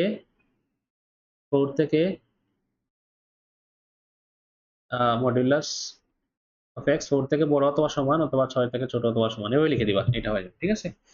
আচ্ছা, এরপরে এগুলা নির্ণয় করো, এগুলা আশা করি পারবা। এখানে আরো দেওয়া আছে, এগুলা সত্যতা যাচাই করো, ম্যাথ এগুলা করতে হবে, এগুলা সব পারবা। তারপরে এখানে এটা P Q R P R power set নির্ণয় করা আমরা তো এক্সাম্পলে দেখলামই। পিসি এর উপাদান সংখ্যা 2n, যেখানে n হচ্ছে, দেখাও যে পিসি এর উপাদান সংখ্যা 2 টু দি পাওয়ার n, যেখানে n হচ্ছে সি এর উপাদান সংখ্যা। আচ্ছা, এটা কি পাওয়ার সেট অফ সি বের করতে পারবা না? পাওয়ার সেট অফ সি একটু করে দেখাই। সি হচ্ছে কি এ ইউনিয়ন বি, তো এ ইউনিয়ন বি করলে কি হবে? এ বি, আর বি ইউনিয়ন করলে যে এ বি সি, সিও আসবে এখানে, সি। তাহলে এটার পাওয়ার সেট অফ সি কি হবে? এটা আশা করি পারবা। এখানে যে 3টা করে নিবা, তারপরে 2টা করে নিবা, একটা করে নিবা, তারপরে ফাঁকা সেট নিবা, তাহলে 8টা আসবে, তাই না? টোটাল 8টা আসবে। 8টা আসলে পিসি এর উপাদান সংখ্যা 2 টু দি পাওয়ার কত হবে? এখানে সি এর উপাদান সংখ্যা 3, তাহলে এখানে হচ্ছে 2 টু দি পাওয়ার 3, 2 কিউব মানে হচ্ছে 8। তাহলে এটাকে উপাদান সংখ্যা, এটা হয়, এটা দেখানো যাবে, লিখে দিবা। আচ্ছা, এরপরে এখানে এই যে ক্রমজোড় দেওয়া আছে, x এর মান এখান থেকে ইকুয়াল করে মান বের করে নিবা, ঠিক আছে? তারপরে এখানে পি কিউ, এখানে পি ক্রস কিউ মানে P cross Q, Q cross P, এগুলা নির্ণয় করা, এগুলা সহজ, এগুলা ক্রমজোড়ের সেট বের করবা, এটা পারবা, এগুলা পারবা। তারপরে এই যে এটা এ ও বি যথাক্রমে 35 ও 45 এর করলে গুণনীয়কের সেট হলে এ ইউনিয়ন বি, তাহলে এ সেট হচ্ছে বি সেট হচ্ছে এরকম 35 আর 45 এর গুণনীয়কের সেট, তাহলে ইউনিয়ন বি ইন্টারসেকশন বি। তো এ আর বি বের করতে পারবা না? 35 এর গুণনীয়কের সেট বের করা যাবে না? সহজ তো এটা। আর 45 এর গুণনীয়কের সেট, 45 এর যত গুণনীয়ক আছে সবগুলা নিয়ে আসবা। আচ্ছা, এরপরে এটা কিরকম? এটা ওই যে এক্সাম্পলে যেটা ছিল ওইটার মতো, ঠিক আছে? এটা করতে পারবা। তারপরে এটা বেন চিত্রটা, এটা দেখাবো। এটা বেন চিত্রটা যেহেতু কম আলোচনা হয়েছে পুরো চ্যাপ্টারে, বেন চিত্রটা আমরা দেখাবো। কোন শ্রেণীর 30 জন শিক্ষার্থীর মধ্যে 20 জন ফুটবল, 15 জন ক্রিকেট খেলা পছন্দ করে। দুটি খেলাই পছন্দ করে এরূপ শিক্ষার্থীর সংখ্যা 10। কতজন শিক্ষার্থী দুটি খেলাই পছন্দ করে না, তা বেন চিত্রের সাহায্যে নির্ণয় করো। আচ্ছা, বেন চিত্র আমরা খুব সংক্ষেপে, এখানে বেন চিত্র একেই আমরা এটা নির্ণয় করে ফেলবো। আচ্ছা, এখানে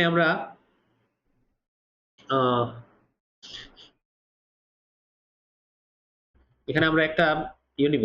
এখানে আমরা হচ্ছে বেন চিত্রটা 30 জন শিক্ষার্থী, তাই না? বেন চিত্র আমরা একটা আয়তাকার ক্ষেত্র নিব, এটা সার্বিক সেটের জন্য নিব। এরপরে আমরা বৃত্তাকার শেপ নিব হচ্ছে ফুটবল আর ক্রিকেট খেলা পছন্দ করে কারা। তাহলে এখানে একটা সেট নেই, একটা বৃত্ত দিয়ে, আর আরেকটা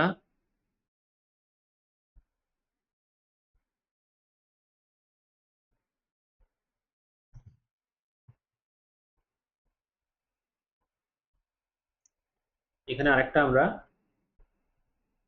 সেট নেই, বেশি বড় করার দরকার নেই, এরকম একটা সেট নিব, ঠিক আছে? আচ্ছা, এখন এটাকে এই দুটো সেট নিলাম, ঠিক আছে? ওকে, এখন এখানে এটাকে বেশি বড় করার দরকার নাই, এখানে দিলাম।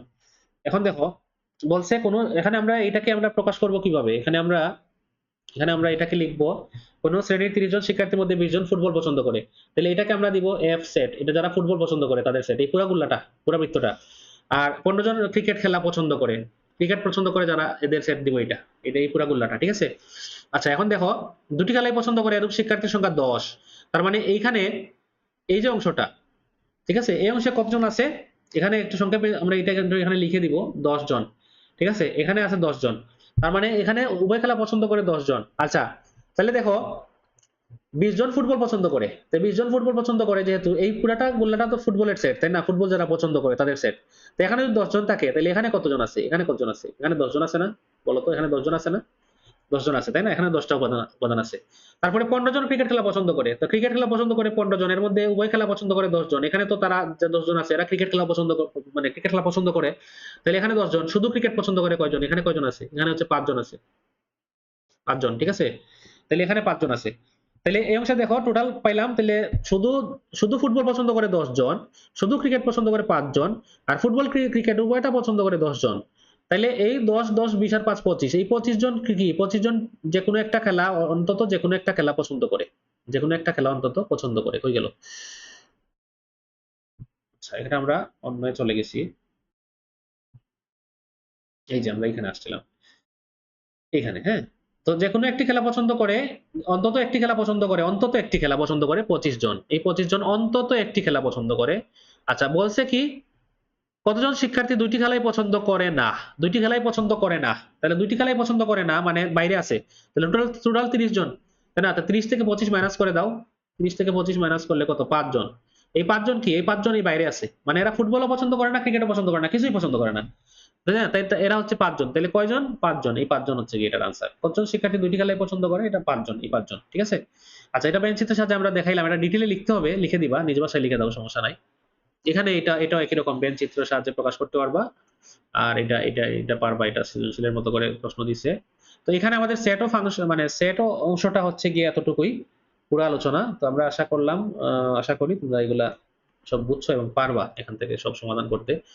কোনো প্রবলেমের মানে কোনো প্রবলেম সমস্যা হইলে কোনো কোয়েশ্চনে তাহলে আমাকে কমেন্টে জানাইতে পারো। আমরা সমাধান আরেকটা ভিডিওতে সমাধান করে দিয়ে দিব। ঠিক আছে?